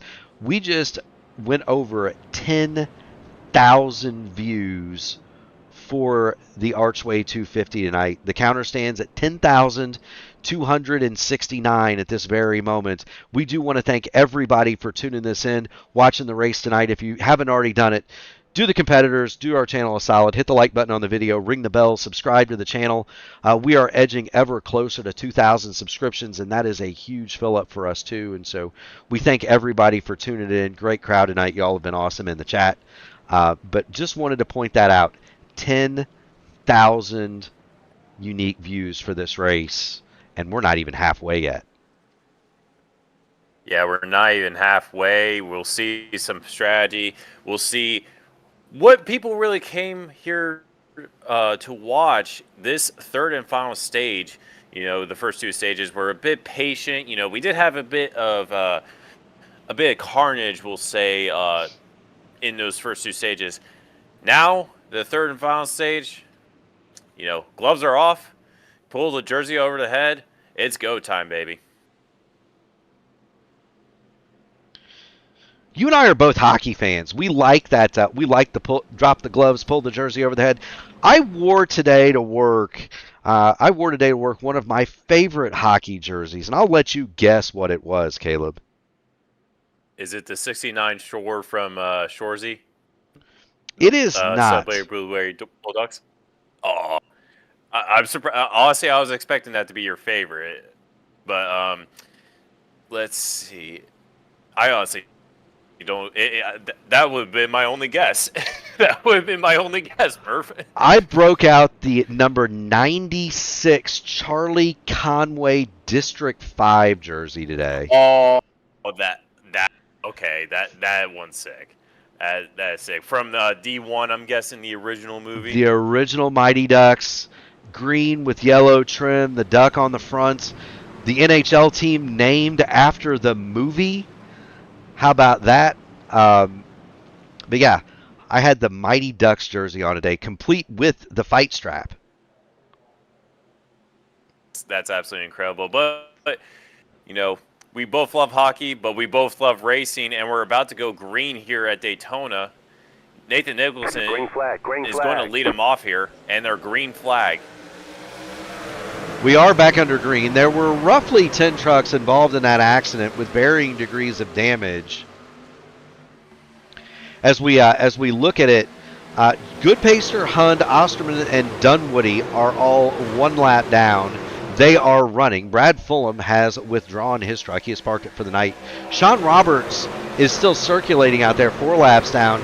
Jim Duda is on the pit lane with the meatball, and he has been in his box for 8 minutes. So really, the only truck that's out of this thing so far from that accident, well, only really 2. Brad Fulham and Jim Duda. Everybody else has got the ship righted. Justin Osterman is back to 1 lap down, and that could be huge. Remember, he won this race last year. He finished second last night. 1 lap down, you're not out of this thing just yet. Absolutely not. You know, if an air caution comes out, you get the wave around, and you're back on the lead lap just like that. But we see Nathan Nicholson. He's right in that outside line. He's got Peyton Howell, who has only been on the outside line so far this entire race. It seems like those two are going to work together to try to pull away from that bottom line there. They're holding that wall really, really tightly. Yeah, they are. Nathan Nicholson, Peyton Howell seem to love that top line. Oh, we got wreck back. It's Alan Stegerwald. We got a wreck on the backstretch. Alan Stegerwald and the number 1 of Ted Craven have gone around. We stay clean and green. They are not on the racing surface, and so it does not trigger the caution from iRacing, but we're going to go back and show you what happened, and it's going to be, my guess here, a bump draft gone wrong. There's Stegerwald moving to the outside, and he gets into the back. That was the 0-1 truck of Clint Kirkbride, got in the back of Ted Craven. The 87 of Alan Stegerwald was just kind of an innocent bystander there. But those 2 trucks, they're going to be able to get going. Unfortunately for them, they're 5 seconds apart, so they're not going to gain any time on each other. And they're going to lose 5 seconds a lap. Ted Craven is going to be a lap down here within the next 6 laps or so as we get back to the front of this field where the battle is fast and furious. Nathan Nicholson and Peyton Howell have the stranglehold on the lead, but Troy Carricker, Chuck Sweeting, and Dylan Blankenship would like to say something about that. They're on the bottom. Yeah, and we're seeing a lot of swapping between lanes. You know, we really didn't see that much in the first 2 stages. And like I said, gloves are off. You'll see a lot of lane switching. You'll see a lot of blocks thrown. You'll see a lot of big bumps throughout this 2.5-mile super speedway as we are approaching the halfway point of the race. We are indeed. Do want to thank everybody for engaging in the chat. Alfred Snyder checking in. We've got a battle for the lead. Troy Carricker is trying to lead that inside line, and we've seen that inside line be able to make some ground here early on. And I'd like to point out now that there are some trucks that have been in the back that are starting to come forward. I'm looking at you, Sam Crow. There's Sam. I'm looking at the truck right in front of him. That's the 93 Three Birdies machine of Matt Sizzler. And I'm looking at the truck behind Sam Crow. That's Say Hey Lewis Hayes in the 4340 Racewear machine. At one point, they were hanging out 2 seconds off the lead, and they have decided now is time to come forward. And they've got Ryan O'Donohue. They've got Ryan O'Donohue right behind them. The DVD Motorsports teammates are starting to come to the front, Caleb.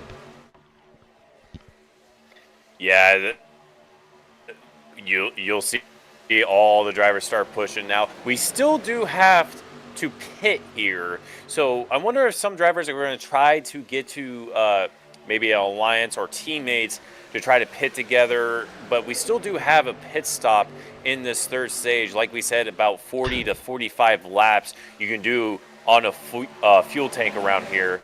So we'll see if some drivers are going to try to get up towards the front and try to get the best they can while they still need a pit. Yeah, and what's the strategy? Do you pit early? Do you split it in half? Do you stay out as long as you can? Who's driving the 43? That would be Say Hey Lewis Hayes. He is a legendary figure in iRacing circles. He's one of the original Lionheart IndyCar competitors.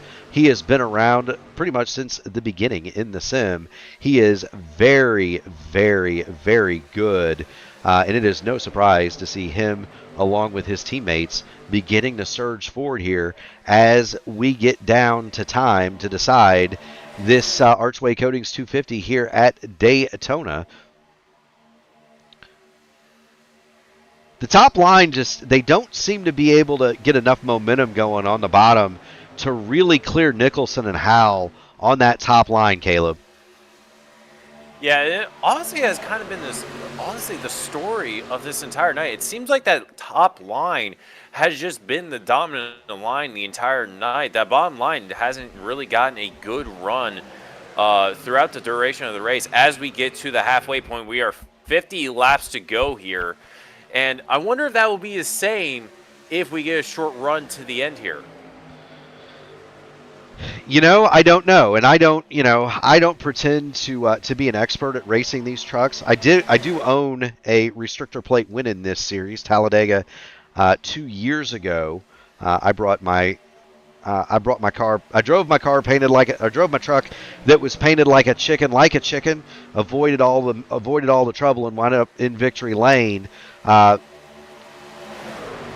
But the way these guys are racing, I don't know that we're going to get to. I don't know that we're going to get to a green flag pit stop. It looks like the start of this race. They are 7 rows deep, 2 by 2 at the front of this field.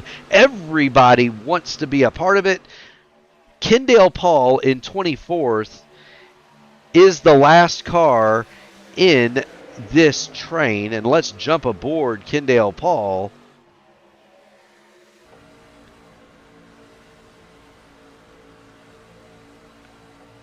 Just so you can see, this is what you're seeing riding shotgun with Kendale Paul going down the backstretch at Daytona and looking at the cars ahead of you. And the gyro cam gives you a nice view of what the banking is like here, Caleb. Yeah, indeed. Is a very steep banking. It was one of the first tracks to kind of have banking like this, and one of the first tracks to ever, kind of be over, 2 miles in length, to my knowledge, for a super speedway on the NASCAR schedule. But we kind of see a lot of rubbing right now. We're seeing, they say rubbing's racing, but we're seeing a lot of it as we get less than the halfway point here. Yeah, we're just over halfway, and here's the thing. You can side draft these trucks. They side draft really, really, really well. The problem with side drafting in iRacing is, we're all running to varying degrees pretty high-spec computer systems. We've all got really good internet connections, but you're still sending a signal from wherever you are to Boston, Massachusetts, and back. And sometimes, the prediction code doesn't quite get there in time, and you see guys wind up making contact when there really isn't, and that can set off some really, really, really wild accidents in this thing. And so you got to be careful if you're doing that. You don't want the netcode to take over, Caleb. No, and I don't think it's as prevalent as it is in trucks. We see it in the Indy cars all the time, but we'll still see it occasionally to where sometimes you just make a quick move close to another driver, and iRacing will somehow detect that there was contact even though there wasn't. You just kind of got to be aware of that, so you'll see drivers sometimes be a little bit more careful at these big tracks, especially considering that even that little bit of contact, the faster you go, could be catastrophic. It could be. Nathan Nicholson continues to lead. The high side continues to prevail. Do want to thank everybody for tuning it in. If you haven't already done it, make sure you hit the like button on the video, ring the bell, support the channel so that you know when we do this again. And we're here pretty much every night. And Caleb, I've got another milestone for you. We have tipped 1,900 subscribers as of just now. 1912 is that new number. How about that? Thank you so much to everybody out there. Ride the Formula checking in. He says he loves these hosts. We love bringing them to you. We absolutely do. Nathan Nicholson has got a hammerlock on that high line. Troy Carricker, though, has finally, after a dozen laps or more of being on that bottom, has finally gotten himself into a position where he's able to at least draw even with Peyton Howell, and that's something we have not seen very often here in this race. They're getting really, really close there as they went through turns 3 and 4, and then they kind of open up going down the front straightaway through the tri-oval. And Nathan Nicholson and Peyton Howell have been working very well together. They've kind of, over that bottom line, they kind of consistently had the 1 to 2 car lengths advantage over that bottom line, and they have worked very, very well together. As we see through the corners, Peyton Howell is side drafting that 94 of Troy Carricker. He is. Troy Carricker, we were just on board with him. He is the truck that is leading the charge on the inside line. Question from the chat, are the 19 and the 44 brothers? The answer is Paul and Dan Witt. I do not know if they are relation or not. Jim Duda's son will occasionally race with him in the series. Duda the younger is not here this evening. But Dan and Paul Witt, I do not know. I believe they are, but I could be wrong. And now we're getting into a dangerous situation because you've got the wounded trucks. That is David Dunwoody. You've got the wounded trucks, David Dunwoody, Austin Hund. They are on the bottom, and they have. This is gonna get close. Yeah, they've got Brian Sharp there wide too. Good work from everybody to try to avoid those wounded machines. That's the number 1 of Ted Craven. The teddy bear is down there too, and it's just so difficult. It's just so difficult. Craven actually drops onto the apron to avoid becoming involved, and that's a sporting move from a sporting guy right there, Caleb. Yeah, we didn't. We saw the inside line get completely broken up there. Now the outside line has about it's not only just 1 to 2 car lengths, it's 4 to 5 cars total. The outside line has a 4-car advantage over the bottom line. As we said, Peyton Howell, Nathan Nicholson is leading that outside line. But it seems like the bottom is kind of reformed now. We'll see if they're able to catch back up here, Murph. We will indeed. So question from the chat. Paul and Dan Witt are not related, and that's from James Duda. Do want to point out, Unknown Menace has asked, how does one race? He's never done it before. So the short answer is you need a gaming PC with a graphics card. iRacing is not particularly graphics intensive, so you can get by with a NVIDIA 2000 series card. 2060 Ti is enough to get going with the graphics turned down a little bit. You need a fairly stout processor, so something fairly recent there. You need a high-speed internet connection, and you need a monitor, and most guys would prefer that you use a steering wheel. You can go to Best Buy and pick up a Logitech G923 now. Those are a couple $100. A subscription to iRacing, and you could be doing this. And there are varying degrees. Yeah, you could be going 3 wide here. You could indeed. You could. I mean, it's not. It does require a little bit of money, and it requires a nice PC. But in general, you could get going for a couple $1,000 and be out here doing this. I say that, and there are people with that spend tens of thousands of dollars on their gaming rigs. I was at the Sim Gaming Expo. Caleb Brashear won the Open Wheel Invitational at that event. We got to race in a stadium, and wasn't that fun? Um, I turned my Indy car into a lawn dart, but Caleb Brashear won a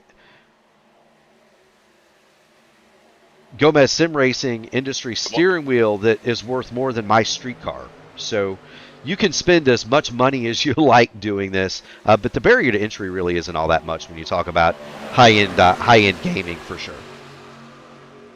Yeah, I mean, the wheel I ended up winning was more than my entire setup that I had at the time. I was a desk racer before then, and it just kind of goes to show as we have a car going through the infield road course, he's going to merge back up.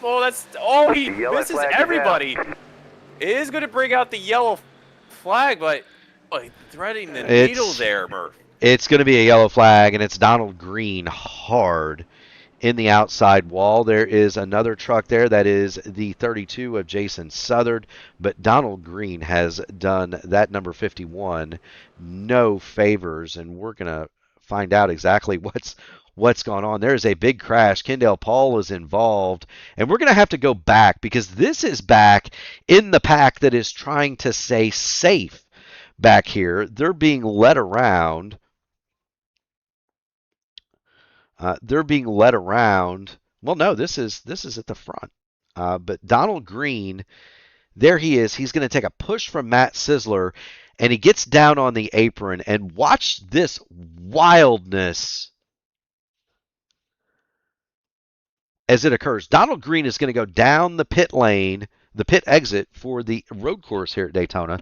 And as he saves the truck, it's going to come back up and hard into the wall. Matt Wagner gets hit just a little bit, makes contact on the inside just a little with Ryan O'Donoghue, and here comes the second group, and there is a massive crash. James Hodgson, Kendale Paul. That's when the 32. That's where the 32 gets involved. Hard contact for a lot of trucks, and again, it's a situation where you just can't see. If you're Kendale Paul, you cannot see the car in front of you. Yeah, that's one thing that these play tracks often do is when you're bumping somebody in front, you really don't have any view of anything that's around you or anything in front of you. You just kind of have to rely on instinct. You're gonna have to rely on what the car in front of you is doing, and kind of get subtle clues as to something that's happening. Sometimes when there's a massive wreck, you see cars on the other lanes, change, you know, kind of break or change suddenly. But that's just one of those things where it's just unfortunate because you don't really see it in real life. You have spotters that will call it out, but unfortunately here you don't really have that. Well, you don't in the sim, and here's the thing, right? We're going to go back one more time and look. This is what Kendale Paul is seeing as he comes into that accident. This is through his eyes as you run through Daytona, and watch this. The car in front of him says, "Oh, there's somebody broadside in the track." That's the first time he sees Donald Green right there. There's just no chance for Kendale Paul to avoid that accident, and unfortunately for Kendale,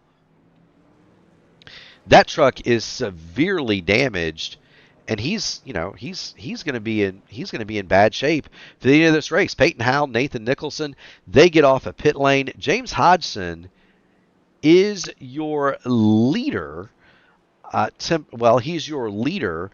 He had been in the pit lane the lap before, and so that would have been a close pit. And my guess is he's probably going to get a black flag to put him in the back. We do have one truck staying out. That is the 34 machine, I believe,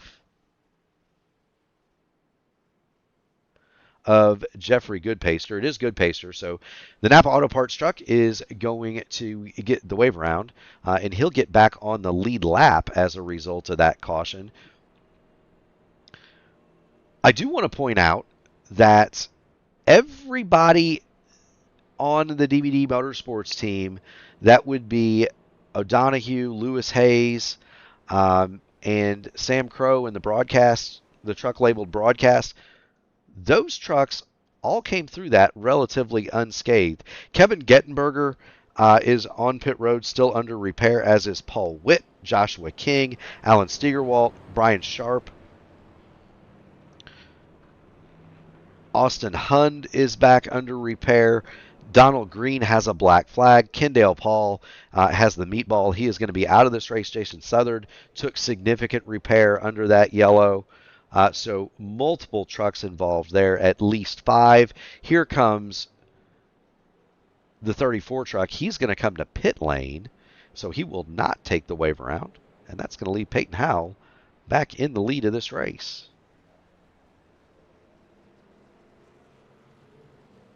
Well, we were hoping for a green lap pit cycle. That way we can just kind of experience what the strategy was going to be. Now, the trucks can make it to the end here. We have about, I think, 33, 34 laps until we get back going green. And I believe it is 1 to go here, Murph. Lights are out on the pace truck. Peyton Howell, Nathan Nicholson are going to be row 1. The old narc brain, Logan Edwards, he's going to have row number 2. There he is. He'll share that with Roel Alvis. Dylan Blankenship is going to have row 3 with Chuck Sweeting. There they are. Matt Sizzler in the 3 Birdies machine. He'll be in row 4 with Keith Graham. Troy Carricker, who has been up front for most of the afternoon, is going to roll from 9th. And Sam Crow is going to be 10th, and he'll lead the charge for that DVD Motorsports team. Lewis Hayes, or Kalen Wilson 11th, Lewis Hayes 12th, John Van Osteren 13th, Clinton Kirkbride 14th, Ryan O'Donoghue 15th, Michael Kirk is 16th,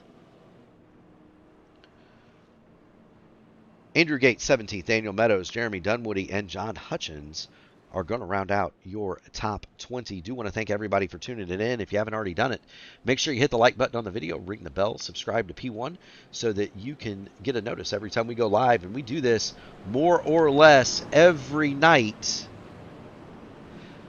Looking for status on Josh King.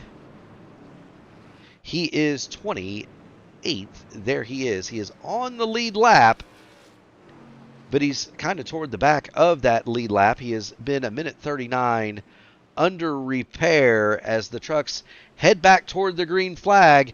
It's green coming flag, out. Green flag. And we are ready to roll one more time here at Daytona. Yeah, Peyton Howell is going to lead him away, but the only difference is he's actually on the inside line. He has Narc Brain, Logan Edwards right behind him, trying to give him the push. And we're going 3 wide already, Murph. Yeah, we've got him 3 wide already. They put Nathan Nicholson in the middle almost immediately, trying to split those 2 trucks up. Peyton Howell now has Logan Edwards behind him, and Roel Alvis is in 3rd, and he's been 3rd for most of this day. That's going to leave the inside to Dylan Blankenship, and he's got help from Matt Sizzler down there. You know, I immediately said he's on the inside line. It didn't take him too long to find that high side. Logan Edwards went with him. We have a bit of a gap between. Whoa, we're going 3 wide here. Business is starting to pick up with 33 to go.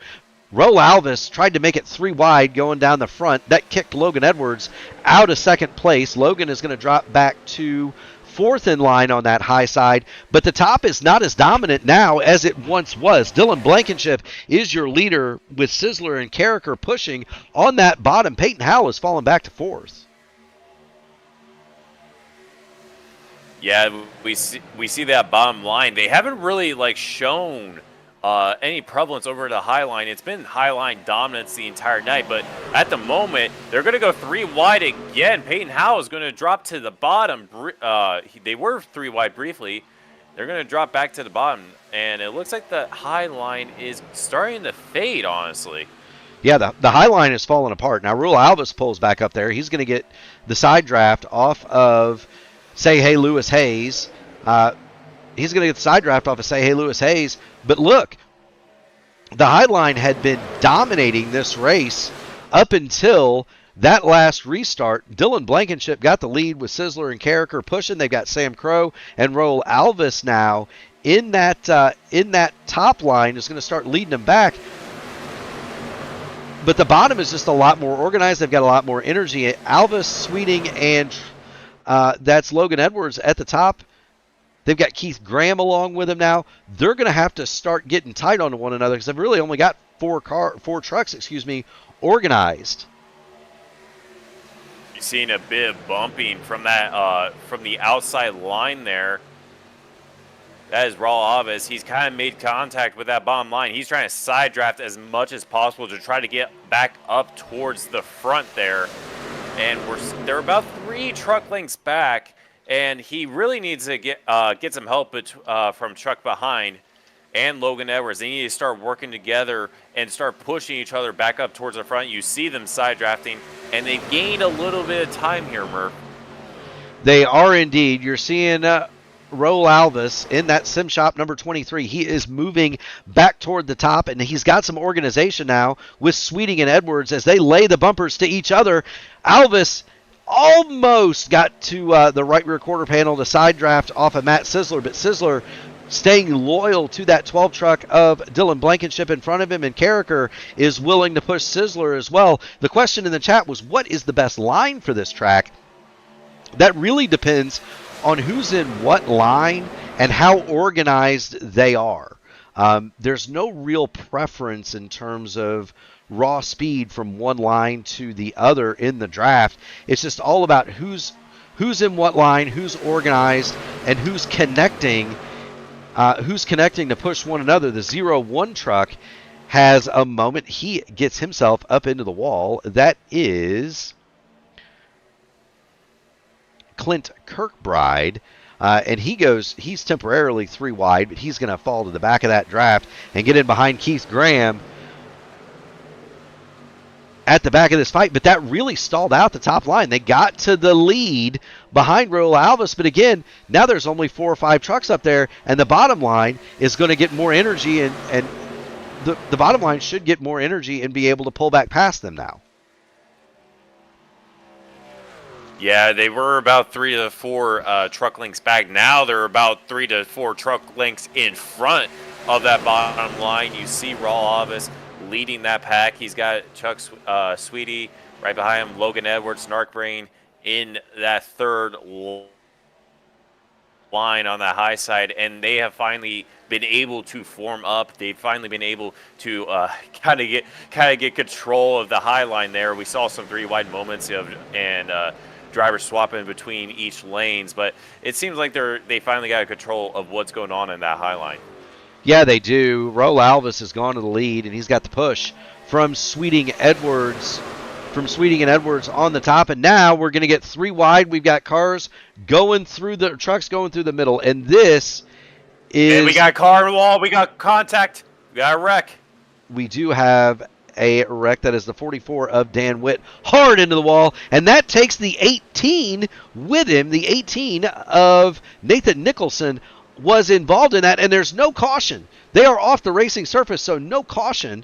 Let's get back and see what has happened here to these trucks. They go spinning down the back straight, and this is devastation for the 18 of Nathan Nicholson. He had been in the lead of this race for almost all of it. There's the turn. It's the 44 of Dan Witt into the 0-1 of Clint Kirkbride, and then hard contact with the 18 into the 44. They spin down toward the inside wall through the Le Mans chicane. Thankfully, the curbs have been ripped out, or that would have been really bad. And then they're going to hit again, and they're going to carry each other all the way down to the inside wall and get one more lick. But we need to get back to the front of this thing because the race continues. No caution, and that's really split the front of this field. Peyton Howell is the final car in the lead draft. Caleb Wilson in that second group are a second and a half behind. Yeah, and they're actually going to catch up with the lap car of Jeffrey Goodpaster in front. He is the only car by himself. Last time we saw a lap car get in front of the pack, it kind of separated them again. It kind of created a moment there, we'll say, to where, it kind of separated the bottom line, and it looks like he's going to hold the bottom line going through 3 and 4. Raul Alves is probably going to love this because the bottom line is going to get all separated, but he does the gentlemanly thing and goes to the apron here.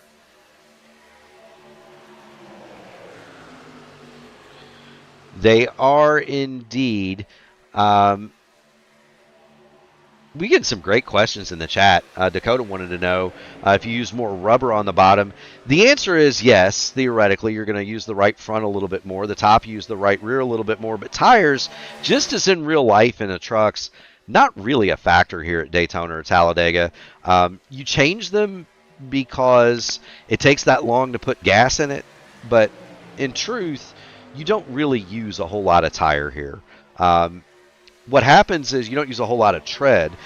They do get hot, and when they get hot, the trucks become less maneuverable, but you don't lose a whole lot in terms of grip if you get a chance to cool them back down. You've got the number 3 of Daniel Meadows. That's a truck we have not called for most of the night, and he's leading that bottom line now with Blankenship. They're trying to get to the front on Raul Alves and see if they can't make a bid for the lead. Yeah, we've actually seen that second group, that separation that happened Whoa, earlier. trouble! Keith Graham! Car out, caution's out! Keith Graham, hard into the outside wall. They're still wrecking behind. Ryan O'Donohue, one of the favorites, is involved. The 57, that is Kevin Gettenberger, takes a hit. Big trouble in the middle of the pack. Keith Graham and that truck is toast.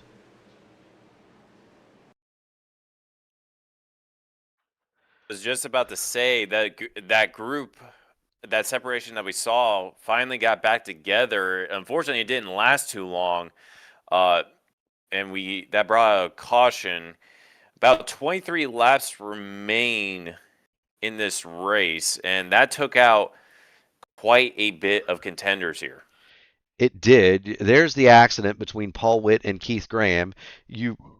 Excuse me, my goodness, you get the 41 of Caitlin Wilson piles in there. So does the 54 of Michael Kirk. Ryan O'Donohue is involved. The 13 of Andrew Gates is going to get a piece of this. That is, by my count, 6 trucks involved in that accident, and it's eliminated one of the contenders. Ryan O'Donohue took a significant lick, and we're going to watch Ryan O'Donohue. He gets down to the apron. He's behind the 34 truck, and he just gets clouded by Michael Kirk trying to avoid this thing. I don't know how much damage O'Donohue gets, though. There's contact to the side, contact to the front of that truck, but it does not look, Caleb, like there's a huge amount of damage to that mass surgical supply machine, so he may be able to get that fixed. Mike Rigney chimes in and says all of that contact, no damage on the 14 truck, and there's the live shot of it. I don't see any damage on it either. How about that? Yeah, the iRacing gods were looking down upon him fondly in that wreck. He walks away with next to no damage, basically, according to his teammate there. And we were going to see drivers come down pit lane. Raul Alves has a big jump over the rest of the field there as they come down pit road. He does indeed. Bridie14 gets in the chat. Thank you for the update, she says. That's Ryan O'Donohue's girlfriend. So she is. We want to thank her for putting up with our habits as far as sim racing goes. Here they all come to pit lane. And already off of the pit lane goes Raul Alves. And he is going to be the leader in the sim shop, number 23 at Toyota. Dylan Blankenship comes out second. Daniel Meadows, Logan Edwards, Matt Sizzler, Sam Crow, Chuck Sweeting, Peyton Howell, Say Hey Lewis Hayes. They all get off pit road. That's through P9. And John Hutchins has gotten himself into the 10th spot.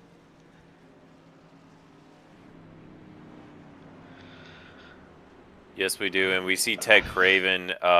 He's able to unlap himself, and we will see Goodpaster unlap himself here. But unfortunately, he is still 2 laps down at the moment. He'll be 1 lap down, so he'll probably need another caution to get back on the lead lap here. He most certainly will. And who knows? He's been out, and this is the thing, right? For Goodpaster, he's been out for 7 laps on this tank of fuel, so he can take that wave around and get himself back on the lead lap, and that might be the smart play. He can make it to the end on gas here. As LGN would say, iRacing forgave him. That's the saying we use in the Indy cars. You'll see the wings disappear and come back. iRacing forgives you sometimes with the net code and some of the contact. If it didn't actually hit the parts and pieces on the truck, parts and pieces on the car, they'll just go back right like they were a couple of seconds later if it didn't actually happen. But there's Goodpaster, and he is going to get back on the lead lap. He should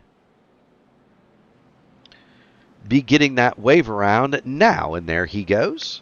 So 1 lap to the green flag. It'll be Alvis and Blankenship on row 1, then Meadows and Edwards row 2, Matt Sizzler, Sam Crow row 3, Chuck Sweeting, Peyton Howell.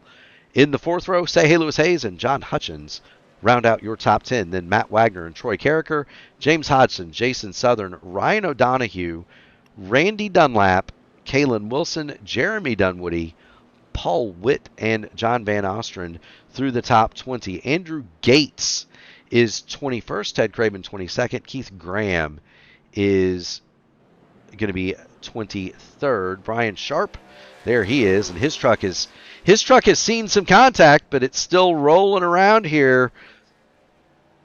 Caleb. He's 24th. Michael Kirk 25th. Kevin Grettenberger is 26th, and there he is. Some of these trucks are very wounded. Joshua King at 27th, and he took 1 minute and 35 seconds of repair that time. Mr. Excitement, Justin Osterman, he is the first truck 1 lap down in 29th, and he took another minute of repair after that last caution. So,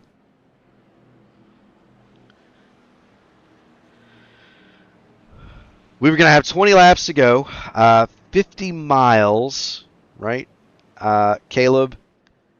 In fact, if you thought a first stage, we're doing the first and second stage all over again to end this race. All right, we've got effectively the first stage to go, and if you thought that the first bit of this was wild, just wait. It's about to get It's about to get crazier still. Not going green this time by caution extended. We'll get the green coming back to get 19 to go. They wanted to get some of the trucks that had made pit stops a chance to catch back up to the rear of the field. Do want to thank... I also believe some of the trucks were out of order there, Murph. Very good. So we'll extend the admin box caution by 1 lap here. That is admin box race control at the touch of a button. If you're an iRacing race controller, league administrator, www.adminboxwith2x's.com has you covered. Do want to thank the fans that have stuck around. 14,700 of you have checked in tonight. If you haven't already done it, make sure you smash the like button on the video, ring the bell, subscribe to P1 so that you can get an alert every time we do this. And we're here pretty much every night with either Indy cars, we do stock cars. You can see them all here on P1 tomorrow. We are off. That is the placeholder for the iRacing IndyCar Series. Sunday, we've got the Classic IndyCar Series presented by the Sim Gaming Expo. That's going to happen at 2 o'clock. Sunday night is the Votive IndyCar Series or the Dark Horse DW12 Series in alternating weeks. They go at 8. Monday doubleheaders, 7 o'clock, the IndyCar Open Top Split, followed by the Indy Next Road Top Split. Tuesday, triple header, IndyCar Fixed Oval Top Split, followed immediately thereafter by Indy Next Oval Top Split, followed by the oldest IndyCar continuously operated IndyCar Series in the Sim, Area 51. They're the nightcap at 9:30. Wednesdays, the Horizon IndyCar Series at 8, the Formula Super Series at 8:20, and then we're right back here for the Outland Custom Arms Grand National Series, 8:20 pre-race, 8:35 start on P1, the home of champions, and we're getting ready to decide one. Less than 50 miles to go here at Daytona in the Archway Industrial Coatings 250 in the AMA Archway Industrial Coatings Archway Industrial Coatings Truck Series. Pace Truck is still out there, so they're going to extend it one more. Lights still on. I didn't see a message there saying it was extended, but it seems like we are going to go one more. Lights are out now, and so I think what happened there, Caleb, is they extended the caution before they had crossed the line, and so it gave it 2 to go instead of 1 to go. So we'll get the caution here. We'll get the green with 18 to go. Mike Rigney, it's about to get wiggly out there.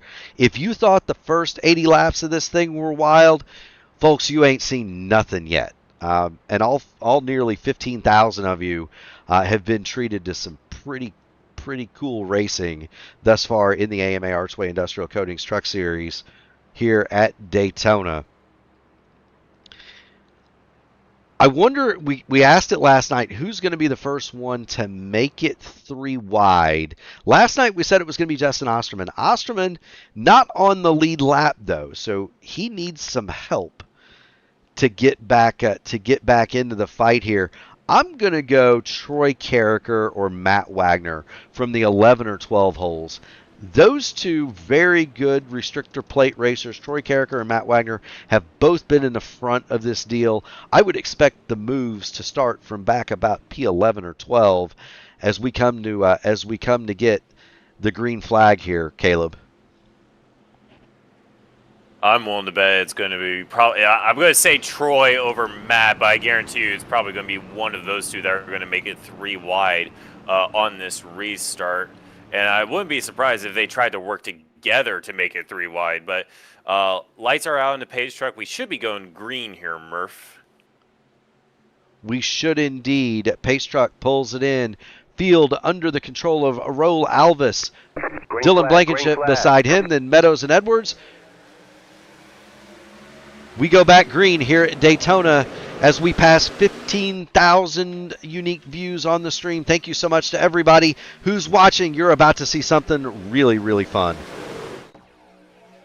Yeah, we see Roval Alvis get a really, really big jump. Daniel Meadows right behind them. They kind of hold that middle line at the start. Logan Edwards goes back down to the bottom, and it looks like that bottom line is preferred, at least on this first lap. That outside line hasn't really formed up yet, but Roval Alvis got a really, really good jump on that start. Yes, he did, and he is followed by Daniel Meadows. Logan Edwards has dropped into that bottom line, and they get that bottom squared away. Dylan Blankenship has jumped to the top. He has got help in the form of the 25 of Peyton Howell, and Sam Crow has jumped up there as well. Matt Sizzler rides along in 6th. He's the 3rd truck on the bottom.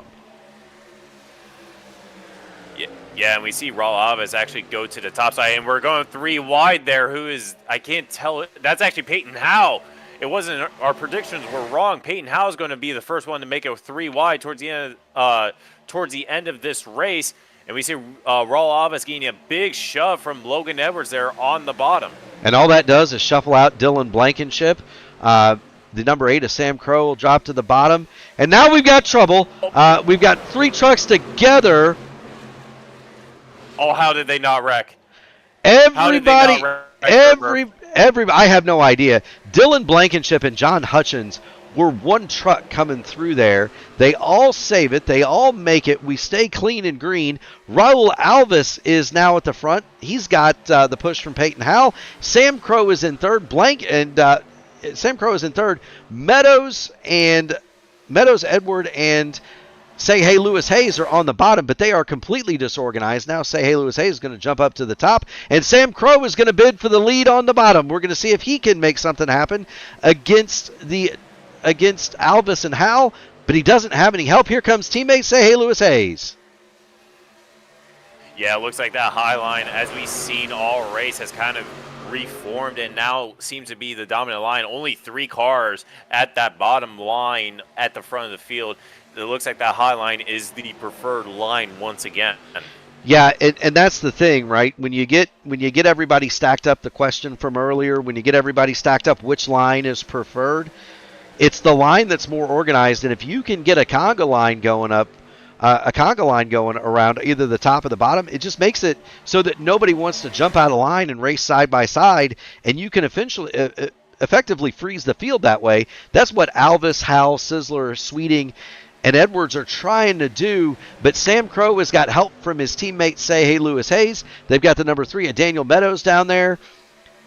They're trying to get rolling back to the front. Now Matty Wagner is going to join him, and I'd imagine Dylan Blankenship is just trying to figure out which way he wants to go. Meanwhile, the cavalry is coming. Ryan O'Donohue is trying to get to his teammates that are at the front of this field trying to fight on that inside. Yeah, and we see that bottom line finally able to catch back up.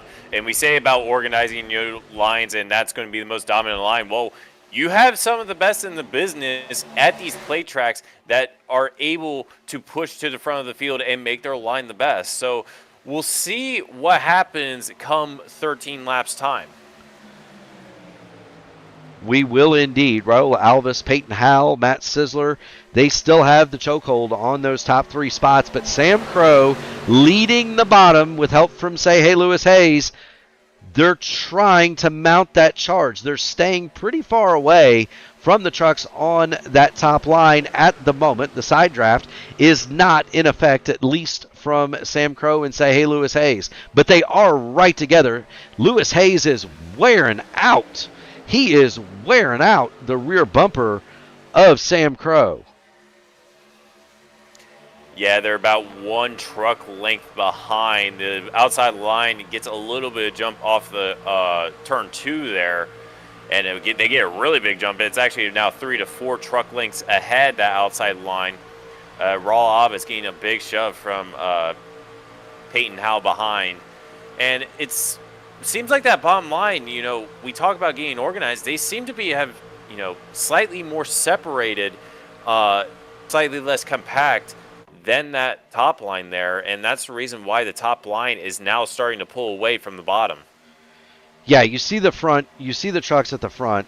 Raul Alvis, Peyton Howell, Matt Sizzler, they are wearing each other out up there. There's spacing between the trucks on the bottom, and that's kind of what's dragging them down. Sam Crow just about lost it coming off of turn number 2 a couple of laps ago, and that's what got that bottom line checked up. But now there's a 3-truck, well, it's not a tandem, it's a trio going down the back, and look at the run that gave Sam Crow. He surges even in past Peyton Howell, and he's trying to get to Rolla Alvis and get to the lead here. Yeah, you see Peyton Howell going to that bottom. He's trying to side draft through the corners, and it seems to be very, very effective as he's kept that high line the entire night. And it's been working out very, very well with him. And it seems like it's stagnated to where it's been about a 2-truck length advantage over that bottom line here, Murph. It most certainly is, and we're getting down to time to talk turkey, Caleb. When they cross the line this time, 10 laps, 25 miles to decide it, and now you're seeing an attempt to get 3 wide going, and that's Paul Witt in the middle, trying to get something moving through the middle, but he can't quite get it done. We go back to the front because Raul Alvis is still got the push from Peyton Howell, and they are still under fire from Sam Crow and Say Hey Lewis Hayes, who are now scored 4th and 5th. Yeah, we got 10 laps, 25 miles to go here, and it's been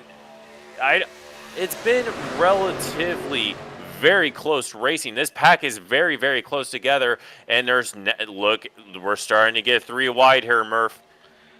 Yeah, this is gonna get wild here. There you go. Say hey Lewis Hayes in the middle with a push from Matty Wagner. They have separated Sam Crow from his teammate and pushing him. Sam Crow is stuck in the middle with Wags, and now here comes that's Justin Osterman pushing up the middle. I thought Osterman was going to dive in there, but he thinks better of it. He needs to stay out of the way because if there's a caution, he gets the lucky dog. But you can't be involved in it. We've got trouble. Oh, big one, Murph, big one. Big wreck. Effectively took out the second half of that pack there. A lot of cars involved. It did indeed. Oh, Keith Wilson. we have a wreck after the caution. Josh King gets spun after the caution came out. There's Joshua King. So we're gonna take that incident first. We'll see what's happened to Joshua King. That is the 41 machine of Kalen Wilson. He's still kind of trying to get his truck back under control from the earlier wreck. Gets up and spins around Josh King. But the action was around this man, say hey Lewis Hayes. And here we go. He's in the middle. You can see him visibly trying you can see say hey Lewis Hayes visibly he's the truck's moving around quite a bit, and he sees the 66 that is John Van Ostrand slide across his nose, and then after that everything breaks loose. Yeah, that's I want to say the second big one we've had tonight, and it comes at under 10 to go, which is very typical at Daytona here in the Truck Series. But that should put us, I think, around 5 to go here, Murph. Yeah, we should get the green flag with either 5 or 4 laps to go. So not quite a natural green-white checker. There is a green-white checker provision in this race, and we're going to watch the accident. Poor James Hodgson got clobbered in that. So did John Hutchins. You see the 32 truck. He's also involved. That's Jason Southard. So where all this winds up is meatballs for Matty Wagner and Jason Southard. Say hey Lewis Hayes is going to need to effect repair, as are several other automobiles. And then we're going to line them all up, and we're going to do it again. Cautions in the AMA are brought to you by Admin Box, race control at the touch of a button. If you're a race controller, league admin, www.adminbox2x's.com. They'll get you squared away. And it still hasn't gotten as wild as it's probably going to get here, Caleb. I mean, it's 5 to go. I mean, iRacing legit made a series during week 13 called 5 to go, and that's essentially what this race has come down to. It's going to be a wild finish, Murph. I guarantee it. It most certainly is. I do want to thank everybody for tuning it in. If you haven't already done it, make sure you hit that like button on the video, ring the bell, subscribe to the channel so that you too can share in all of the P1 broadcasting events. We do something pretty much every night of the week. And beginning with the iRacing IndyCar Series, we'll have Saturday filled too. So you can check us out pretty much every day. We've got the Joshua King fans in the house. Here he is. He has not yet pitted for repair. Matter of fact, nobody that was involved in that accident has yet done so other than James Hodgson. So keep that in mind. Matty Wagner has pulled the eject button on the number 17. The Horizon Racing League entry has called it quits. He did have the meatball as a result of the accident, for those of you uninitiated in iRacing. The meatball is a black flag with a orange disc in the middle, and that means you are required to pit for repair. And so usually when you get that, that is iRacing code for that baby is toast. Yeah, it looks like we're going to go green next time by here. 1 to go. And I'm very surprised a lot of the drivers here decided to stay out despite that damage. There is a method, I don't know if it still works, but if you hold the clutch in and depending on where your RPM is, it determines if your truck's horsepower is okay. And obviously, if the wheel is straight, that also plays a factor into it too. But it seems like a lot of the drivers maybe have gotten away with some not too much damage to where they're able to continue under 5 to go and not make, not just immediately just fall off the back of the pack. Yeah, so what Caleb's talking about, if we get into the car for James Hodgson, and the reason I selected him is he might be doing this. If you push in the clutch and you get 2,000 RPMs at idle, that means the motor is fine. If in an Indy car it's 1,800, every car is a little bit different. I believe in the truck it's 2,000. But if you push in the clutch, it goes to idle, and you've got 2,000 RPMs, you know the motor is undamaged, right? You can hit a button on your steering wheel. Most guys are going to have that. Most of the competitors are going to have that mapped. You hit a button on your steering wheel, and it's going to tell you whether or not your vehicle has damage and where that damage is on the automobile. Do want to again thank everybody who's in this audience. You've all been absolutely tremendous. We are going to get the green flag with 12 and a half miles to decide the Archway Industrial Coatings 250 here at Daytona. Barney is going to put the green flag up in the air as soon as the pace truck falls away. There's Barney. There's the green flag. Green flag, green flag. Roval Elvis leads them away. Peyton Howell, Matt Sisler, Chuck Sweeting, Logan Edwards are your top 5. Yeah, Roval Elvis again getting another great start, and he again immediately goes to the high side, and he's got Peyton Howell immediately on his back bumper. And see, again, it seems like the field is more spread out than the last restart, and you got 3 on the high side, and you got another 3 on the bottom slightly further back. But it's 5 to go, and we'll see what drivers are going to be doing here. We are indeed. The top line, Alvis, Howell, and Sweeting, they have broken away, and they've got Sam Crow in attendance. Now Crow drops down. Big move from Sam Crow. He drops down to the inside in front of Matt Sisler. He's going to pull it even with Peyton Howell. Sam Crow making a bid for the win at Daytona. We're going to come back. We'll get 4 laps to go. 10 miles, a qualifying run in Indianapolis. To decide it, Sam Crow to the lead. This is the most even I've seen this bottom line, and they know it's go time. 4 laps remaining, as we said. They go through turns 1 and 2, and you see very, very close together. A lot of side drafting going on, and they're going on to the back straightaway. We haven't seen anybody make it 3 wide yet. I guarantee you that is bound to change here as they go into turns 3 and 4. 99, Jeremy done what he thought about it, thought better of it. Top line, Roval Elvis. He's got Peyton Howell. Bottom line, Sam Crow, Matt Sisler, and the old narc brain, Logan Edwards. There's no more leaning off. There's no more disengage. Everybody is pushing and shoving and hitting the car in front. Where you were lifting off to not make contact earlier, you are trying to connect on these straightaways as hard as you can to move the truck in front of you forward. 3 laps to go here at Daytona.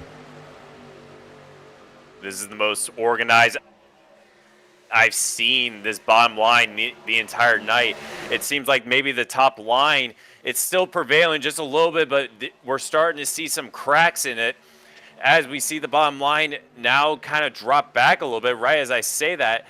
But when do you make the move here, Murph? When do you make that big move for the lead? You got to go. You got to go now. You have to go. You cannot stop. You must start pushing, and you cannot stop shoving. That is what happened to the bottom line. All three of the trucks leading that bottom lane connected, and Sam Crow got shot sideways. He had to lift out of the power with 5 miles to go, 2 laps. They've made it all the way back to the door of Peyton Howell.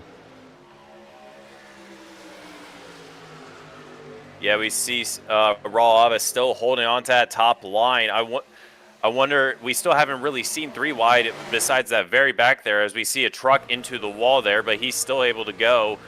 When do they make it 3 wide? It'd probably be very, very soon. There you see how close they are riding in Matt Sizzler as he tries to push Sam Crow into the lead. The side draft from Peyton Howell on Sizzler. They are nearly connected side to side and front to back. But Roval Alvis continues to lead it. Chuck Sweeting gets sideways coming off at turn number 4. Everybody stands in the gas. 1 lap to go. White flag at Daytona. 2.5 miles remain, and they will become legend if they are able to hold on to the lead as they come across this checkered flag here. Roval Alvis is holding the wall here. That's the highest he's ever been the entire night as they come onto the back straightaway here, Murph. 3 wide. They're going to go down the backstretch. The number 3 of Daniel Meadows tried to get the third lane going. It does not work. Peyton Howell moves to the bottom. He drops in front of Paul Witt. Now we're going to have a drag race for the lead. They're going to come off at turn number 4. They're going to turn for home. It's Howell and Alvis for the win. Witt and Sweeting, row 2. Logan Edwards is going to make a bid high. He's going to make it 3 wide. It's going to be... Oh, what a finish! Roval Alvis wins by, I'm going to call that 3 inches over Peyton Howell, and Paul Witt is going to be credited with 3rd. Whew. Thousands of a second separate your top 2. That is incredible. 10 thousandths of a second for Roval Alvis over Peyton Howell. 73 thousandths of a second back to Paul Witt. My goodness gracious. And we have another. Last night, race won by Greg Evans, who last year's Grand National champion, quickly becoming one of the most decorated drivers in AMA's history. Tonight, first-time winner Roval Alvis. And this is your winning moment brought to you by Rogue Energy. The Rogue Energy winning moment.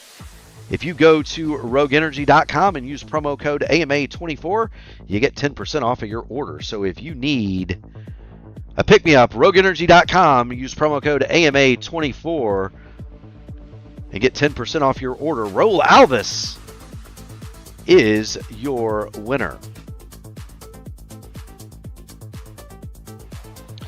Peyton Howell second, 10 thousandths of a second. Paul Witt is going to be credited with 3rd, 73 thousandths of a second. Chuck Sweeting and Sam Crow round out your top 5. In 6th, Logan Edwards, Matt Sizzler, Troy Carricker, Keith Graham, and Kevin Grettenberger came all the way back from his early damage to finish 10th. In 11th, Daniel Meadows, John Van Ostrom 12th, Ted Craven 13th, Jeremy Dunwoody is 14th, then Andrew Gates, Justin Osterman, James Hodgson, Alan Steigerwalt, Randy Dunlap, and Joshua King will round out your top 20. In 21st, Ryan O'Donohue, Brian Sharp, John Hutchins 22nd, Louis Hayes 24th, and Michael Kirk is 25th. David Dunwoody, Sean Roberts, Austin Hund, Clint Kirkbridge, Matt Wagner round out the top 30. In 31st, Jeffrey Goodpaster, Dylan Blankenship, Kalen Wilson, Jason Southard 34th, Nathan Nicholson, a shame. He had a great run going, led a lot of this race, and he finishes 35th. Dan Witt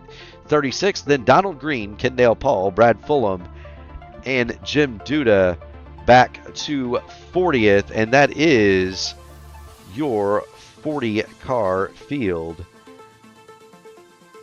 for the Archway Industrial Coatings 250.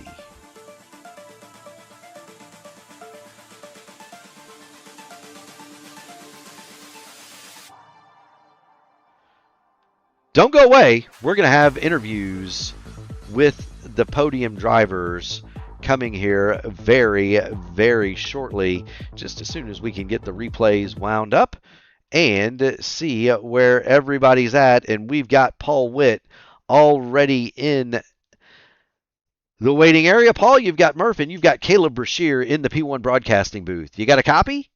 Yep, got you guys. I'll tell you what, you had a wild run. I don't think you got that 29 upside down, but you did get close. Talk to us about the end of that thing and what you saw and what you thought you might be able to do different to get past Alvis and Howell. Well, I mean, it was hard to pass tonight. You know, all race long, it was just I was trying to get some runs, and if you went into the middle, then you were going to fall back. You had to make sure that if you went into the middle to go 3 wide, that you were going to be able to get somewhere, either in the bottom or back up into the top. You had to do one car at a time to do, and it was challenging, man. Got in those few wrecks and got all my damage fixed, and just went through the field again. I think I went through the field about 3 times tonight. You most certainly did, and it was fun to watch. Caleb, what say you to Paul Witt this evening? Yeah, you drove through the field multiple times, and how do you make these decisions? It seemed like the high line was the more dominant line. So, with that being said, how are you able to get to the front of the field, and when do you decide to finally make moves to get up back towards the front? Well, with this draft package, if you get on the left side, it's gonna pull the guy back in the middle. Or on the bottom, wherever you're at. If you get to the left side of the truck, it's going to pull it back. So I was just trying to take my runs as I could without lifting, because you just got to take it, because a lot of the guys are lifting into the turns. So if you can go into the turn with a full head of steam, more than likely you can get around them and get back into line, because they're going to back off a little bit. And that's all I was trying to do all night long, was just do that. My teammates got wrecked out early, so I really didn't have any help. So it's just all the super speedway racing that I've done that has actually helped me a lot tonight doing this, because it was pretty challenging getting the car all fixed and getting back up there and going through it. And it was fun, though. It did look fun, and we congratulate you on your podium finish. We had a massive audience for this race tonight, and they are still here. Friends, family, sponsors, shout outs. The floor is yours, Paul. Well, first of all, I got to thank you guys for coming in and broadcasting. You guys do a great job week in and week out. AMA and Archway Industrial and all the Sim Magic and Black Magic Studio and Kendale and all the admins in here. Got to thank them for everything. They put on a good league, and this is my 3rd year into the league, and I can't wait to top this off and go and keep it moving. Got to thank my wife for letting me come down here and dilly dally around and have some fun down here, and admin box. Got to thank them, and just all the other sponsors out there that put time and money and effort into this. Appreciate it all. Hey, we appreciate you too. Thank you so much for dropping in. Keep going fast and having fun, buddy, and we will see you at the next one. All right, thanks, man. Appreciate you. Absolutely. That's Paul Witt. He runs in the 3rd spot today. For 2nd place, we're going to welcome a new driver to the AMA Archway Industrial Coating Truck Series. It's the high I rating in the field, Peyton Howell. Peyton, you've got Mark Murphy and Caleb Brashear in the booth. Can you hear us? Yes, sir. Well, I tell you what. First of all, welcome to the league. Welcome to P1 Broadcasting, and thank you so much for joining us. I think I got my I rating north of 6,000 for a couple of weeks, and then wound up turning my IndyCar upside down one too many times and couldn't hold it. But it's First of all, it's a pleasure to have a driver of your skill level and ability in the series. Talk to us about your day and the finish. Well, qualified on a pole, so that was good. I'm glad that I can at least kind of qualify at a plate track because I suck at qualifying about anywhere else. Um, but yeah, that race was up and down. I finished second in both stages, and then finished second in the race. So it was a bunch of P2s. Every time they wrecked, I would get passed right before the caution would come out for the stage. And so I mean, it was just trying to learn who I was racing against and some of the skill levels. It seems like we got a good group of guys on here, so it'll be pretty fun the whole season. But that whole first almost 3/4 of the race is just learning, and we just got up there at the right place at the right time, and I almost got Roval. I made the move I think too early. I should have went a little later when the bottom had a run, and yeah, he just barely got me at the lawn. Caleb? You kind of made a statement, an incredible debut for you. I don't think you were outside the top 5 at all. I guess when you're leading the front of the pack, and you see that high line as you seem to never leave it that entire time, you see that high line kind of prevail a little bit. Does that mindset change of like, do you think the bottom line was ever going to have a chance, or was the high line pretty much just dominant the entire night? Oh, in the new chart package, the top line is dominant by a mile. All you got to do is just get 2 people down there on the leaders on the bottom line and side draft, and all their momentum stalls down both straightaways. It's a little bit worse than the back stretch than the front stretch, but yeah, I just thought staying up top, not getting my right rear taken, and I'd stay up front and try to control it. I tried to control it as much as I could. But I was in the middle of that race learning how to push. I ran Road to Pro and never really got the chance to push, and I haven't ran much Daytona this week in officials. So that whole middle part behind Nate and Raul, I was just learning how to push and conserve temps with the new package, and it definitely seems like the top is just way more dominant than the bottom now. Indeed. We did see you use that top line to great effect. Again, honored to have you here.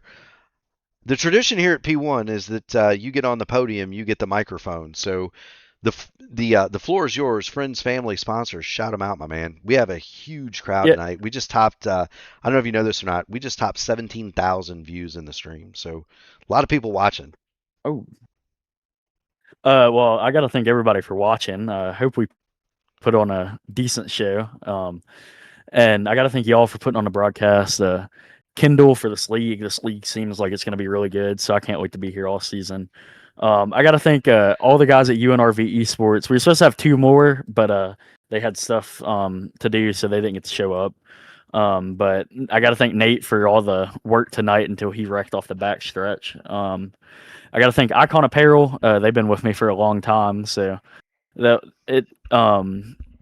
so if you want, you can get to iconapparel.com, and they have sim stuff, hoodies, t-shirts, any of that you want.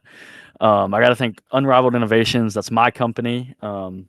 We do cinematography. We do real life photography. If you need it, just check us out on Facebook. Nerditudes, Race Stop Suicide, Celsius, and my buddy Blaze McKinney for this design looks pretty good on the chart. Absolutely. Well, Peyton, thank you so much for stopping in.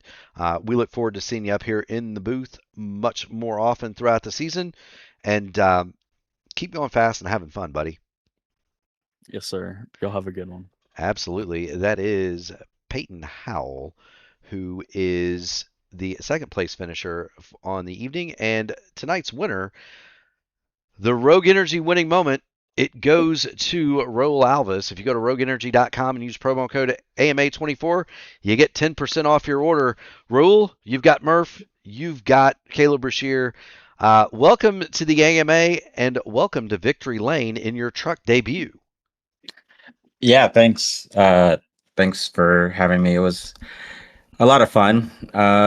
Really riding around, trying to figure out how the truck works, but mainly, you know, probably already heard, but protecting the right side of the truck. I did not want to leave the top lane just because it was so dominant, and I just knew that was like the only way I could essentially stay up there.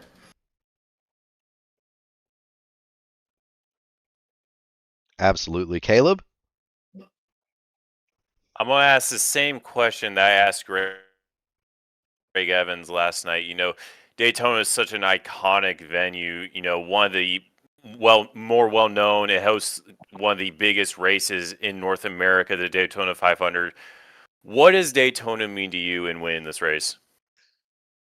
Well, I mean, it's Daytona to begin with. I mean, it is essentially a lottery race.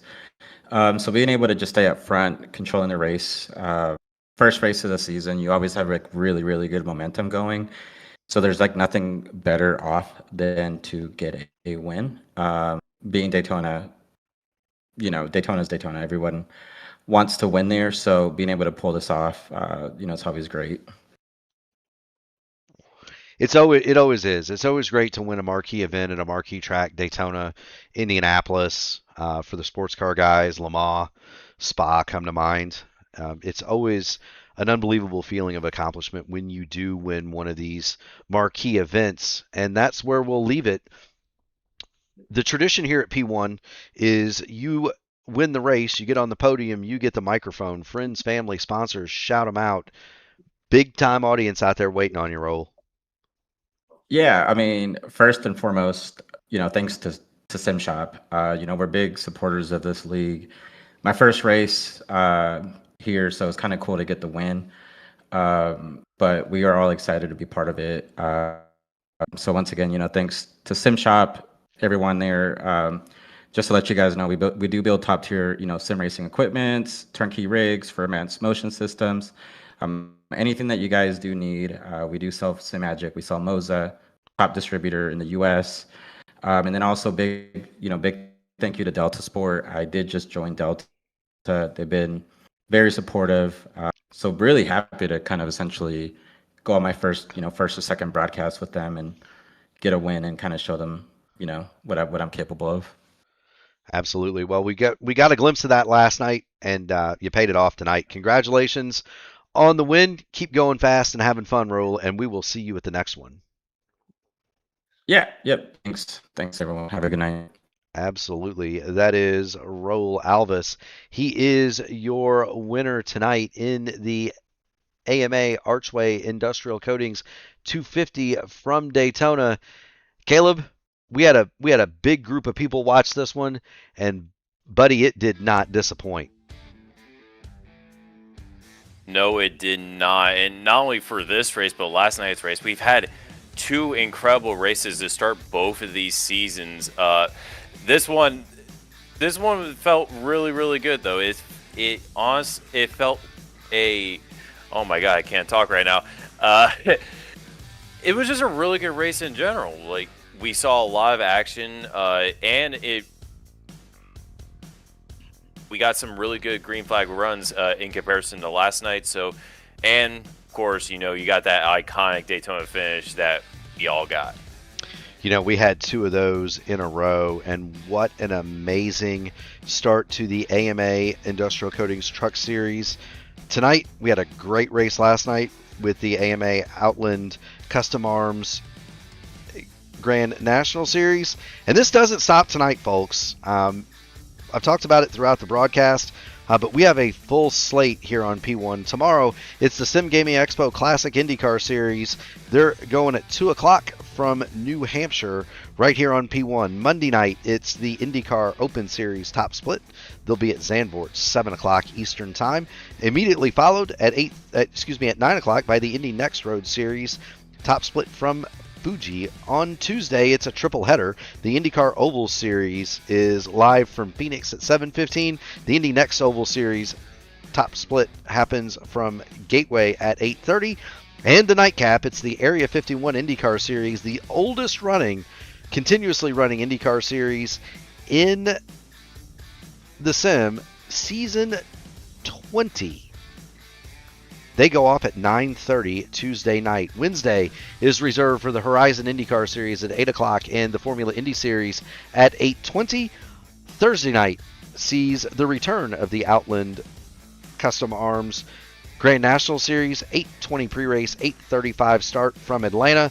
And then next week, we are right back here for the AMA Archway Industrial Coatings Truck Series, 8:20 pre-race, 8:35 start, all right here live on the P1 Broadcasting Network. We do want to thank the competitors for putting on an incredible show this week in Daytona. We want to thank the fans because all of you in the stands, the virtual stands, but the stands nonetheless have been incredible. The chats, absolutely awesome. We thank Jason Southard for the super chat. That was extremely kind of you.